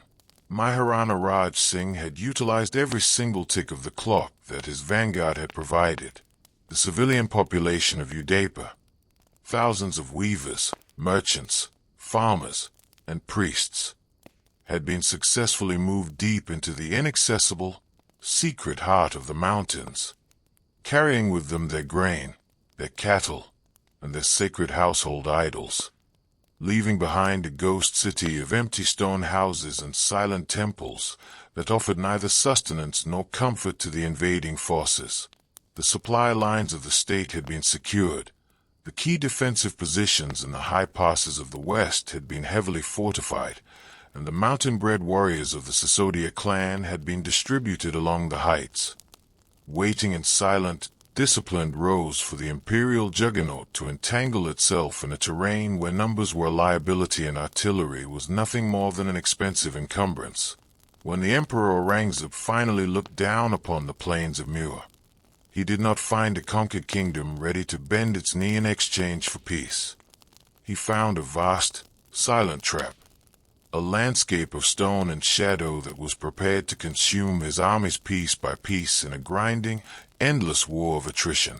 The campaign that followed, as the sleepy historian must note with a certain dry, philosophical resignation, became one of the greatest bleeding wounds of the imperial treasury. For months, the Mughal forces marched through the valleys, burning empty villages and dismantling ancient stone temples. But every step they took forward was tracked by a phantom enemy that refused to engage in a standard, open battle.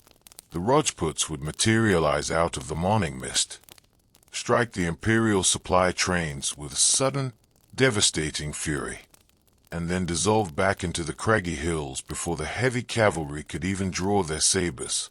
The heat of the summer baked the soldiers in their iron armor. The heavy rains of the monsoon turned the narrow tracks into treacherous rivers of mud that swallowed the cannon carriages, and the winter winds from the north brought a biting, miserable cold that broke the spirit of the infantrymen from the plains. It was a war where the empire was systematically, ruthlessly bankrupted by the sheer, stubborn patience of the earth and the unyielding spirit of its defenders. A campaign that began the slow, irreversible unraveling of the grand Mughal structure. An unraveling that had found its true, essential catalyst in the blood that had been spilled at the mouth of the Chitta Pass. But let us turn our eyes away from the grand, dusty landscape of the geopolitical struggle, and return to the quiet, stone-carved interior of Salumbar, where the true, human legacy of the sacrifice was beginning to take its immortal form. When the news of the vanguard's total annihilation, and the terrifying, beautiful story of the Hadi Rani's ultimate token, finally traveled back along the rocky trails and reached the gates of the fortress, there were no loud lamentations, no public displays of wild, frantic grief. The women of the Chundawat clan received the report with a quiet, solemn composure that was more terrible than any scream of agony. The elder widows, who had spent their lives watching the horizon for the return of their sons, simply stood on the verandas, their fingers stopping for a single, long second upon their old wooden prayer beads, before they resumed their rhythmic, silent devotions. They understood, with that cold, traditional clarity we have encountered before, that Sahal Kanwar had not merely died. She had performed an act of supreme governance, an intervention that had lifted their house out of the temporary, vulnerable territory of human weakness and placed it forever upon the permanent pedestal of legend, the room where the sacrifice had occurred. That dark, private chamber that still carried the faint, ghostly fragrance of marigolds and old rosewater was not closed off or abandoned to the dust. It became the sacred heart of the fortress, a sanctuary where the oil lamp was never permitted to go out, its warm, flickering light illuminating the smooth sandstone floor where her blood had pooled on that fateful night. The young girls of the estate, the daughters and maids who were growing up in a world that was constantly threatened by the shadow of the sword, were brought to this room by their mothers, not to be frightened by the horror of the tragedy, but to be taught the true, unyielding definition of their lineage. They would stand in the quiet shadow of the threshold, looking at the small stone pedestal that had been raised to mark the spot, understanding that to be a woman of this land was to carry a responsibility that was heavier than the stones of the fortress itself. A responsibility to remain the ultimate repository of the culture's honor when the arms of the men had turned to water. If you travel through those ancient kingdoms today, away from the busy, crowded highways where the modern world rushes past in a blur of noise and light, you will find that the story of Sahal Kanwar has not been lost to the passage of the centuries.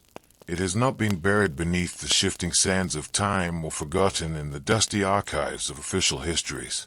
In Rajasthan, the memory of the Hadi Rani is a living, breathing element of the landscape, an invisible current that flows through the air, animating the old songs, the traditional dances, and the folk tales that are still told in the shaded courtyards of the villages during the long, suffocating afternoons of the summer. The bards, the charans and the butts, Men whose families have carried the oral history of the land for generations, still sit by their small oil lamps in the evening, their fingers plucking the strings of the Ravenhata, their rough, gravelly voices rising into the quiet night sky to sing the ballads of the vanguard. When they reach the section of the song that describes the arrival of the messenger boy at midnight, the room always falls into a specific, reverent silence. The listeners, from the old elders who remember the days of the princes to the young children who have never seen a sword, lean forward, their breath held, their eyes fixed on the singer's face as he describes the crimson veil, the silver tray, and the serene, sleeping features of the princess. The most famous of these verses, written by the legendary poet Meghraj Makul and known across the land by the simple title of Sainani, the token, has become more than a piece of literature. It has become a cultural anthem, a short, sharp distillation of the Rajput ethos that every schoolchild can recite from memory. The core line of that poem, which notes that the chief asked for a token of remembrance and the brave Hada queen severed her own head to give it to him, is spoken not with tears or horror, but with a profound, vibrating pride. A statement of what a human being is capable of achieving when they choose the absolute purity of their word over the temporary preservation of their skin. The concept of the Sainani, you see, has undergone a profound transformation in the popular consciousness of the land. It is no longer used to describe a simple gift, a keepsake or a souvenir that a lover gives to a traveler to ensure they are not forgotten during a long separation. In the vocabulary of the desert, a Sainani has become synonymous with the ultimate sacrifice, a reminder that the true value of a relationship, the true depth of an alliance, and the true integrity of a life can only be measured by what one is prepared to surrender for its preservation. When a man gives his word today in those old districts, when a merchant makes a pact or a warrior takes an oath, they will often invoke the name of the Hadi Rani, a verbal guarantee that means they will allow their own lives to be severed before they allow their promise to be broken. The sleepy historian must ask you to look at the landscape one final time before we close the grand, heavy ledger of this tale. If you stand upon the high, crumbling battlements of the Salumbar fortress when the sun is setting, when the vast expanse of the high desert is painted in those long, melancholy shades of violet, orange, and deep crimson, you can feel the presence of the story in the very texture of the air.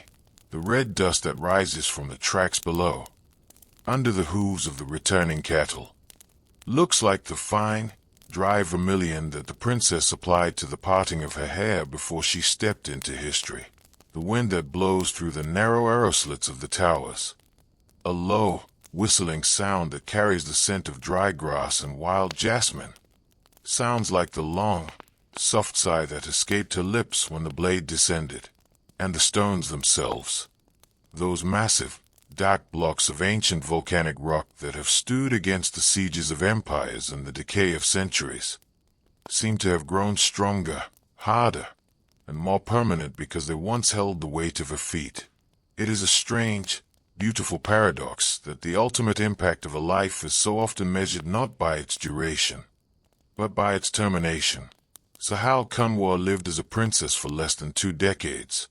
She lived as a wife for less than a week. Her physical footprint on the earth was small, quiet, and confined to the narrow corridors of 2 regional palaces. Yet, by choosing the precise, terrifying moment of her departure, by refusing to allow her personal happiness to become the instrument of her husband's disgrace, she carved a name into the very consciousness of her nation with a depth that no monument of marble or gold could ever match. She remains there, an unyielding, serene figure standing at the crossroads of history, a permanent reminder that empires will rise and fall, armies will march and dissolve into the dust, and the structures of power will constantly shift like the sands of the Dar. But a single act of absolute, uncompromised honor will remain standing, beautiful, cold, and immortal, as long as the earth remembers the names of those who had the courage to die for it. Let us blow out the silver lamp now, and leave the room to the darkness and the stars. The road has been long, the dust has been heavy, and the characters of our tale have all found their proper, eternal places in the soil of Mewar. The vanguard has marched, the pass has been held, and the Queen has given her token. There is nothing left to say, nothing left to record, but to sit quietly in the stillness of the evening, and listen to the wind as it carries the name of the Hadi Rani Sahal Kanwar through the ancient, waiting hills. Jago, Jago, stay awake, for the history never truly sleeps. It merely waits for the next voice to remember its names.